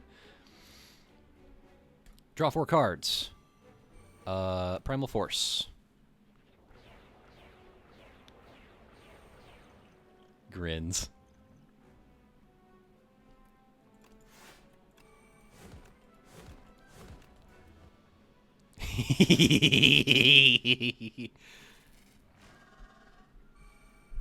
This build is pretty good.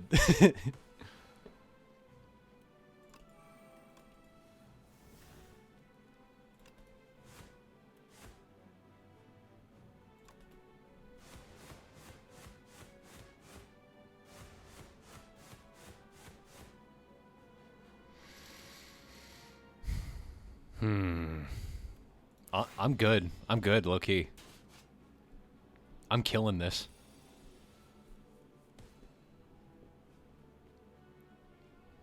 Brother, you're gonna die. Fuck it. 1-2 punch. Sure, basic strike, whatever. I should have upgraded before I did that. God damn it, whatever. Okay, trigger it. Whatever, deal damage to me. I don't care.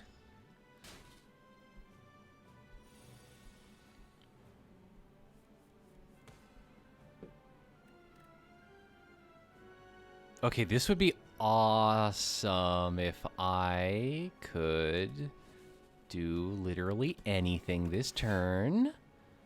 This 40. Fuck, this is gonna kill me. No!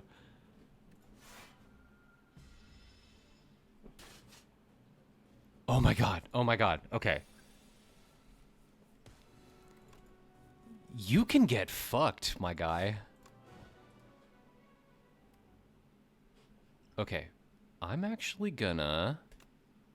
because I want those giant rocks for next turn.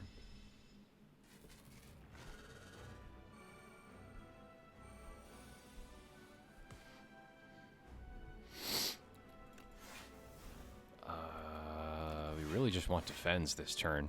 And whatever. Take a giant rock, see if I care. Damn! Alright. This was such a good build up until this boss. Damn. This is the easy boss, too. Oh well. Yeah, let's do a silent run. Who cares? I've been enjoying my time here. To colorless cards to your deck whenever you're into a rester site. This is really good to get early. So let's take that. Why not? Okay, okay. Let's do this path.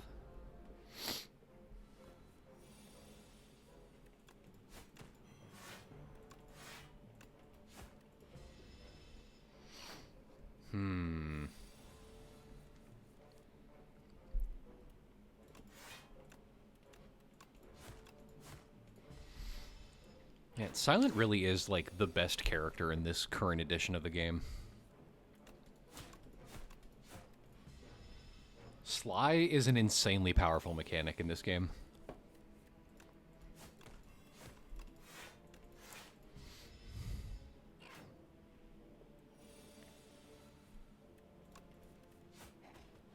The end. Ricochet. Love a Ricochet. Don't even have to think about it.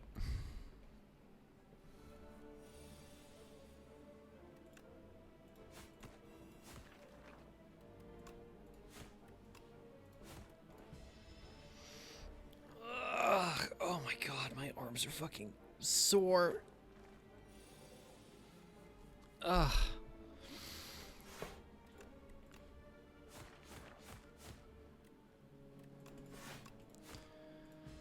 Because my knee is finally, better, I've gotten back to the gym and been making up for lost time. I've been trying to, like, because catabolic and anabolic cycles are, different. You kind of need to do cardio on one day and then do strength on another day. So I've been alternating, like, what I'll... Oh, hang on.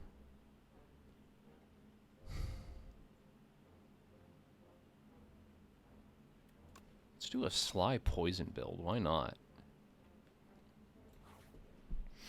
So I've been going on long, early morning walks, and then I'll do just like a pure full body strength day the next day, and then I've been alternating those two.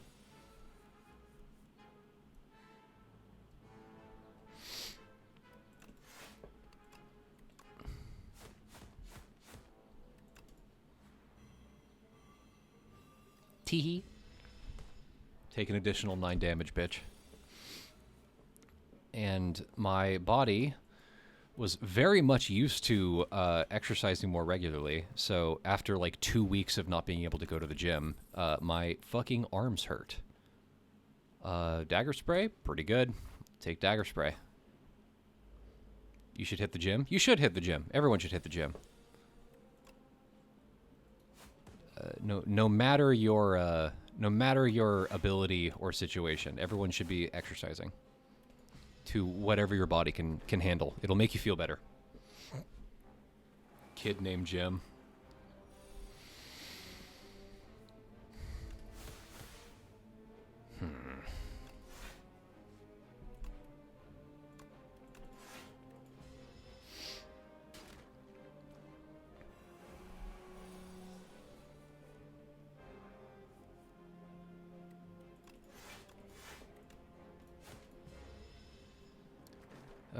Two defends and a strike. Classic early Slay the Spire turn. Isn't this one? This is like a normal fight, isn't it?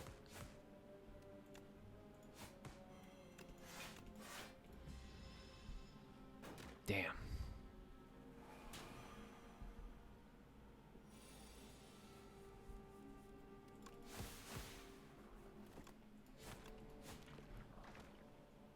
Went to a pastry class instead this morning. Kid named Sly, is this anything? It's not nothing. Okay, backflip. Draw. I need damage, though, for each skill in your hand. Yeah, fuck it. We'll take flechettes. Dacquoise.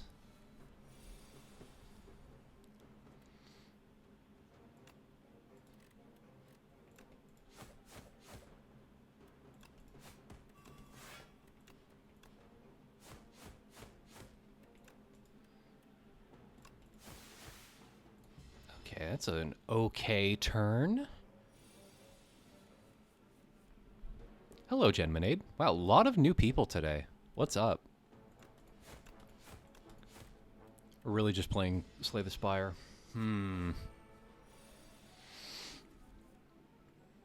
Like, am I insane, or have there been more, like, people in chat today? Like, there's been a lot of new people. Maybe somebody reblogged the post or some bullshit. I don't know what happened. I don't really keep track of Tumblr much anymore. Look!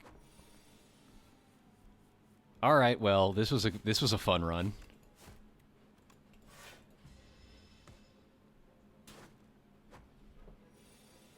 Speaking of, what? Something happened? Did something happen, Disnag?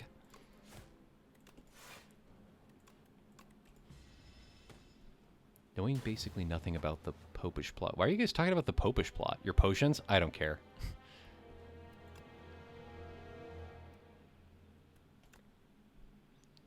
There was a post, no more elf media ever. Would you like to elaborate a bit? Tired of elves. No more fantasy. I think Tolkien-esque fantasy settings are done. Like, I think we can put them down for a generation. Followed you a while ago off Tumblr and just happened to be the first Twitch stream I noticed. Oh, wait, did you follow me like on... Did you follow me on like Blue Sky or Twitter or something? I think we scared away Corporate Wizard with excessive gleefulness at their joke. No orcs, no elves, no dwarves, nothing. I'm fucking tired of it. It's exhausting. Fucking Healed had a post recently that was like, by now, like, irreverent takes on European fantasy are like, that's just the mainstream now. And back in 2016, the McElroy brothers squeezed the last drop of blood out of that concept, and nothing else has worked since. And I think that's fucking true. I think anything involving elves or dwarves or orcs is just like it's done. We have squeezed every drop out of that cultural fruit that we possibly can. I think we need to demand more from we need to demand more from our fantasy media. Yeah, on Blue Sky, saw you had a Twitch, so I followed. Well, welcome. We do this every Friday. And Ryoko Kui. I want your psychic turtle telephones. Well, it's like the last interesting take on elves is Spock. It's like what I don't want to. It's like I'm even tired. Like I just imagined this potential conversation in my head, and I got tired of it. I'm so tired of having to think about elves. No more elf media ever. Like, I think fantasy must get furry with it. No, I think fantasy must get Disco Elysium with it. I think we need to focus more on the aspects of fantasy that are able to comment on contemporary society.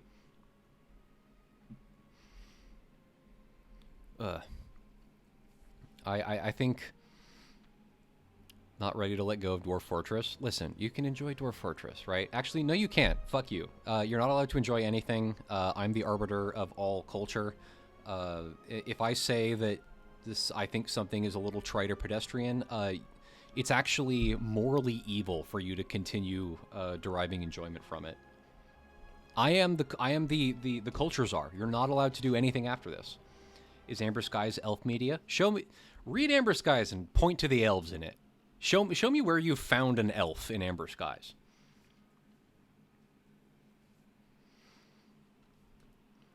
I think we should substitute all fantasy for cats. I feel like fantasy the same way that I feel like steampunk, interesting potential. You know, okay, I actually think the best steampunk media is actually Bridgerton.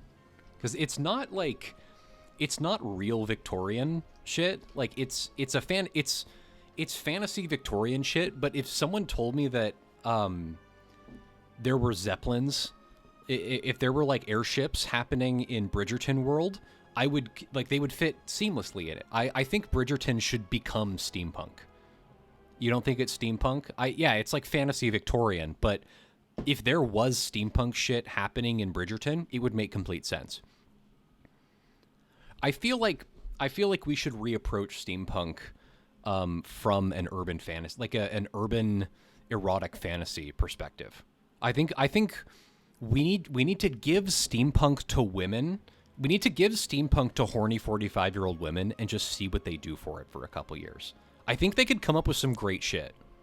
They don't have airships or gears or whimsical contraptions. It, like, the shadow of them exists over Bridgerton. Do you see what I'm talking about here? It's like...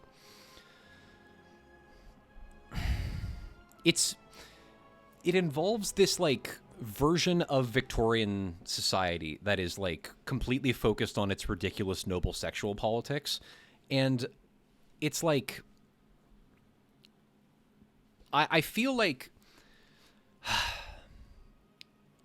its authors aren't punks. I need weird... It's whatever. I met the guy... Like, one of my writing tutors was fucking Jim Blaylock. I've never met someone who is less punk. Steampunk just means, like, whatever. Ugh. I need to pee real quick. I'll be right back.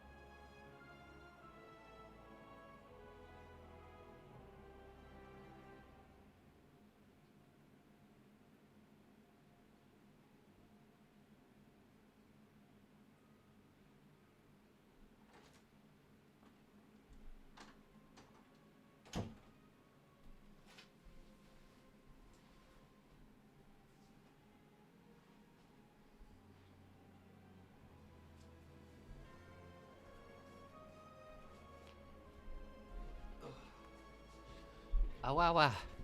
Awawa. Anyway, yeah, no more elves. Fuck elves.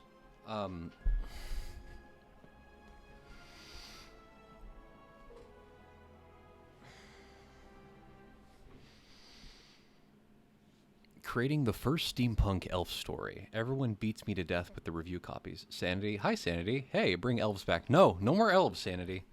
We've had plenty of elves.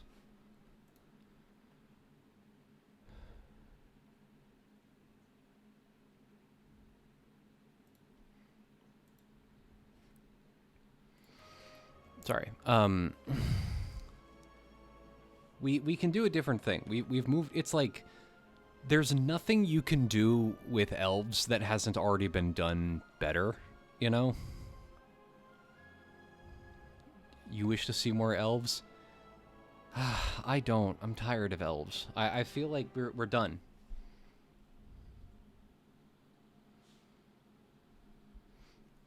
No more traditional like Tolkien fantasy media. We need to do new shit. I don't need improved elves. No, like you can fuck your elves. That's fine. But it's like we don't need new elf shit. Like go read all the other elf shit and fuck them, right? This is my issue. This is the issue of the day. All fantasy should take Homestuck as its starting point. Whatever.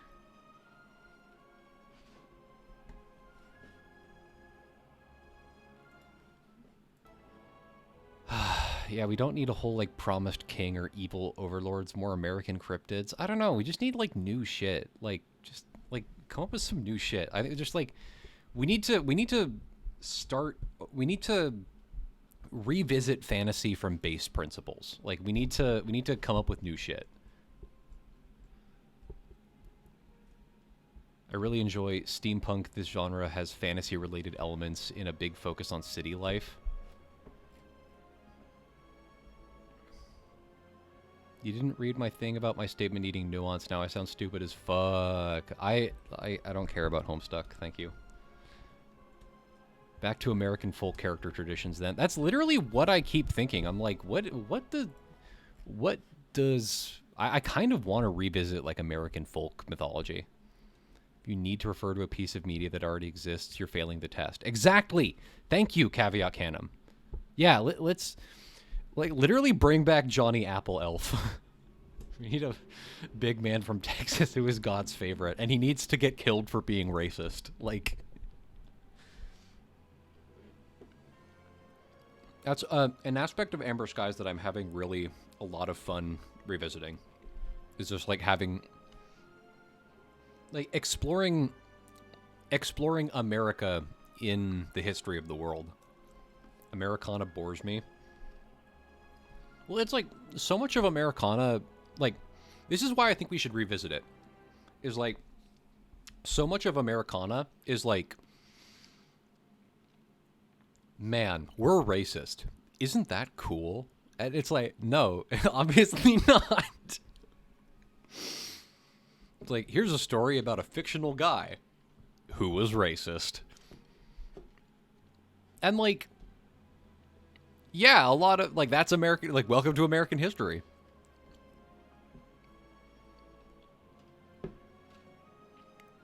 I'm not American. I worry about American authors writing America as kind of wanking. Well, anyone writing about their home is wanking. Like, welcome to literature. I love the unions and toiling in Americana, but it's like, I feel like a lot of that aspect of American culture is also wank. Like, John Henry, but she's a trans coder that dies out or optimizing against an AI. That's super gay. Like, that's so fucking lame. I'm sorry. That's, like, don't write that.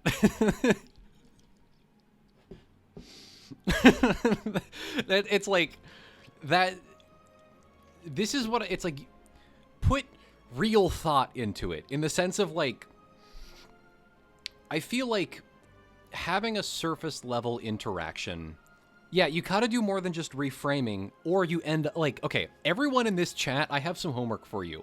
Sit down and watch Bright 2014, right? Like, I need you to sit down and really internalize, like really think about Bright 2014, all the cultural motions that led to Bright 2014 existing. 2017, yes, sorry. I could talk about Bright for a decade. Sanity, we should rewatch Bright. Like, this is what happens when you don't meaningfully engage with fantasy or sci-fi. You end up with something that is just filing the serial numbers off of an annoying Twitter post and then making it several hours long, right? That's where you end up with wank, right? Has there been a horror movie set in the White House yet? I don't know. That sounds hacky, you know? They literally have an Elf Street. Exactly. Like, you end up with just this, like, really annoying surface level interaction with, like, it becomes this very aestheticized thing of, like, it's like you can't just keep writing things that are like a Twitter post. You actually need to have something to say. You need to keep editing it until you have something to say. It can't be just like stop using trans protagonists as like a shibboleth for wokeness. Like, you actually need to engage with what it means to be transgender in modern society. You actually need to engage with like why you are for a thing against another thing. Like, please, I am like. You're all very smart. Expect more from your media, right? Have higher standards for yourself. I keep wanting something to say, searching for something to say. I think one of the best ways to do that is, like, find a type of guy. You drape fantasy over the real politics so it's palatable to the lowest common denominator of media consumer, and it's ass. Yeah, it's like a lot of this is what bad fantasy is. It's having lukewarm Twitter opinions wrapped in a sheet of ham that is orcs and elves. And it's just embarrassing. It's insulting to the audience. I expect more from my media. I expect nothing from your audience. This is what I mean. It's like, that's insulting to your audience. If you start off with expecting your audience to be a bunch of fucking idiot losers that can't think for themselves, you're going to write something that is insulting to them. Like, this is what I mean. Like, you actually need to... You can't write against an audience. That creates some of the worst art that you can possibly make. Sanity joy meter at 45 out of 100. You need to expect things from your audience. Can I get your thoughts on local folk heroes, like actual people that have a certain reference or mythology? That seems fine. CT, I love you, but when's the last time you were in Kansas? Fuck you, Gurulo. Like, seriously, fuck you. Engage with art. Like, what do you mean? Like, oh man, you can't expect things from your audience because, have you been to Kansas? Eat shit. Fuck you. Like, good art exists.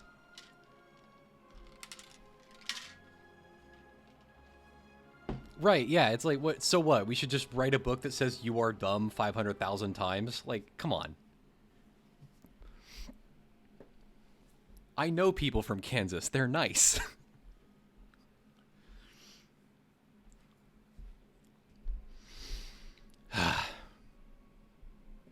Within the reach of modern media, there's never been a better time to be niche and interesting. Yes. No, it's like there's never been a better time to just, like, write whatever weird bullshit you want to write. Like, fucking look at the shit I make.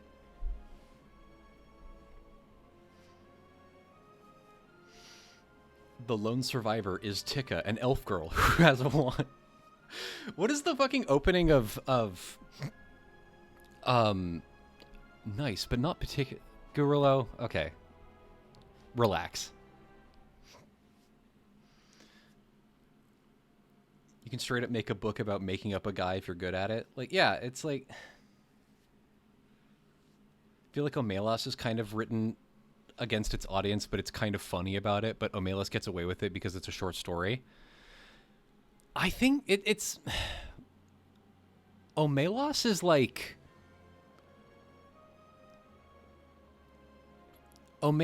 like part of its enduring influence is that I don't agree, but you are getting at something about Omelos that is interesting. It is a very confrontational short story. Like, one of the most interesting things about Omelos is the like genre of secondary literature around it that is like people trying to find some twisted genius third option for Omelos, and it's like that's part of what makes the story so good, is that it evokes a lot of these like very like it makes people very upset in a way that is productive and interesting, you know?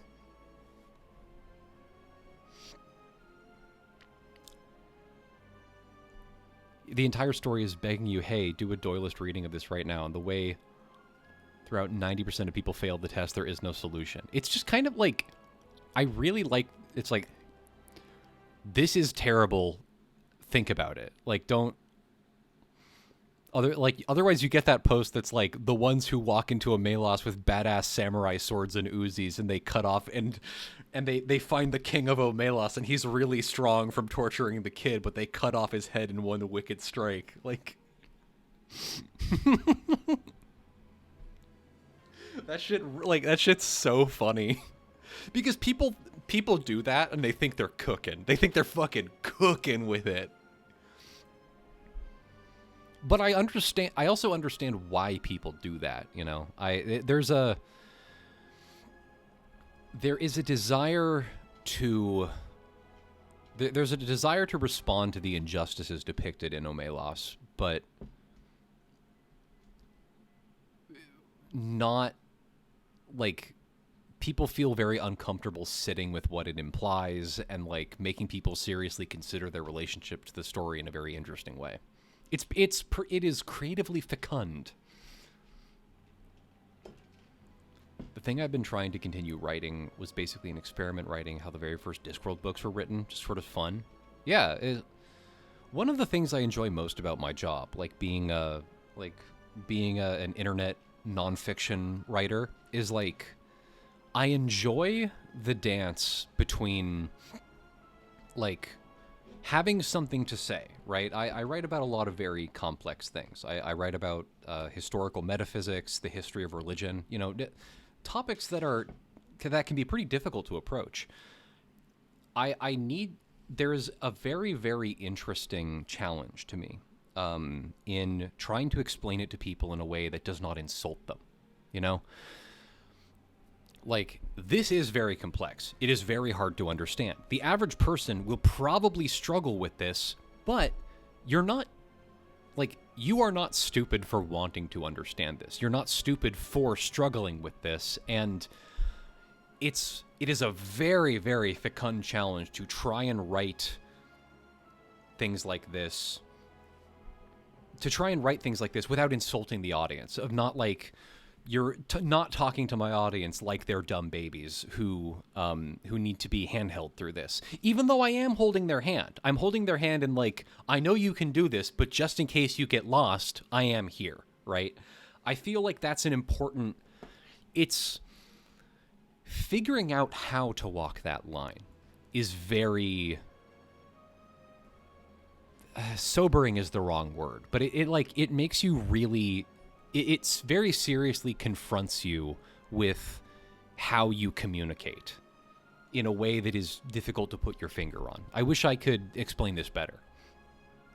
There's something interesting, powerful, and potentially dangerous about modern occultism, how it can use fiction. It's something that requires a lot of care because it actively seeks to use fiction to achieve non-fictional understandings.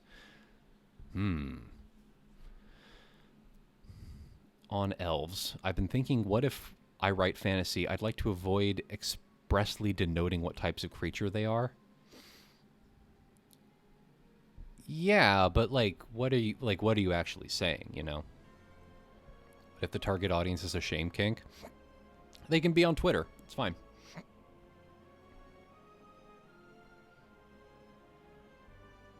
I don't know. I feel like if you avoid naming creatures and they're humanoid, everyone's just going to assume they're humans. Yeah.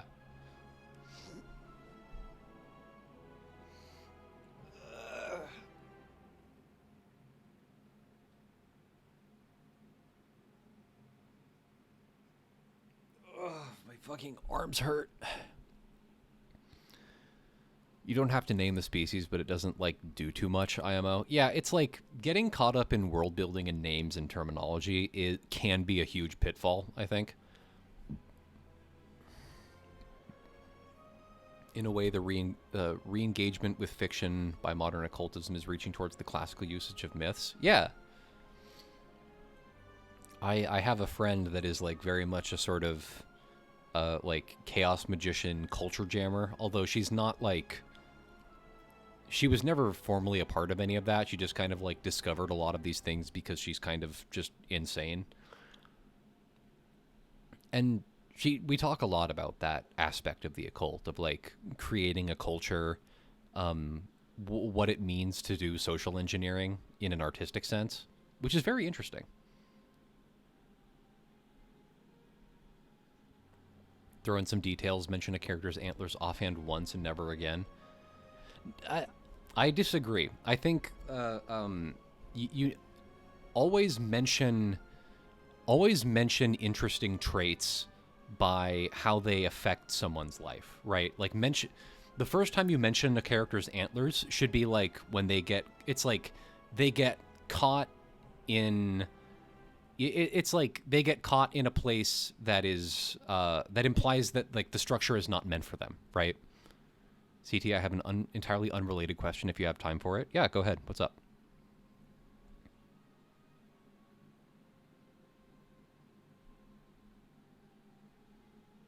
Please, tell me. What's the bit about the tail? If your protagonist uses their tail in Act 3, someone needs to step on it in Act 1. Yeah. But also it's like, what does the tail mean, right? Like, if a character has antlers and they walk into a government building and their antlers get tangled in the plants, that implies that the government building is not built with antlered people in mind, right? But if they walk in and the height of the room is clearly constructed, knowing that there's a population of antlered people within the city, that also implies something about the world. You see what you mean? You're on a 2-minute delay. You're reloading. That's fine. You're also always going to have one super obsessed fan who's going to go all in on analyzing 1 or 2 lines of text. Yeah.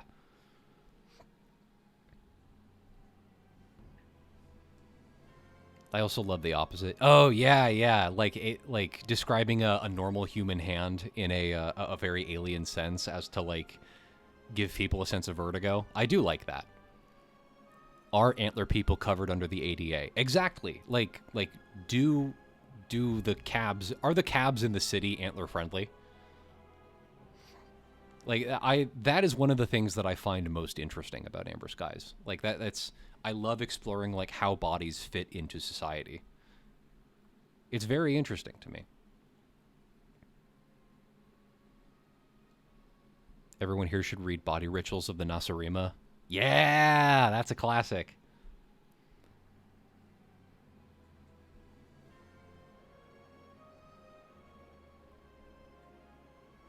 Media is really so much more interesting when it assumes that the readers are, like, smart. Yeah, it's like, I don't like it when media talks to me like I'm a little baby dummy.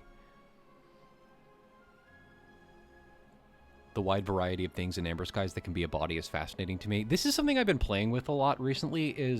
I think within the world, because the medical technology is so advanced, binary transition, like going from being a male to a female, it's very easy, right? The sort of thing that, it's like the sort of thing that you can save up for a couple paychecks and do fairly seamlessly, right? Sanity said his question in chat, mocked past it. Did they? Okay, the kink camp I'm going to has multiple mentions of rituals to increase surrounding magic. What is that? That could be literally anything. I'm sorry. Rituals to increase surrounding magic. Okay, I get the sense that you learned this from a written communication because you're spelling it with the capital M and a K. Hey, thank you for the sub. I appreciate it, Guerrillo.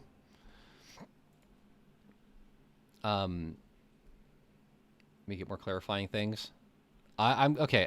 You can text me this off stream. I'm getting a little tired here. I want to wrap up just by saying like I think binary. I think within the world, binary transition is like pretty easy, but people that transition but don't keep their fertility, like are like like intentionally keep like a non-functional penis or a non-functional womb. I think being a eunuch would be interesting. I think that would still carry some like interesting medieval culture to it. So I don't want to say too much because I think it's way too easy to like talk about writing instead of actually writing. But is there a eunuch pride flag? I think there's eunuch fashion actually. But I think that is going to do us for this week. This was very fun, everyone. Always enjoy our conversations. Always enjoy our games together. I'm not insanely busy anymore. I very much hope to see you again next Friday. I can't wait to see you again. Bye.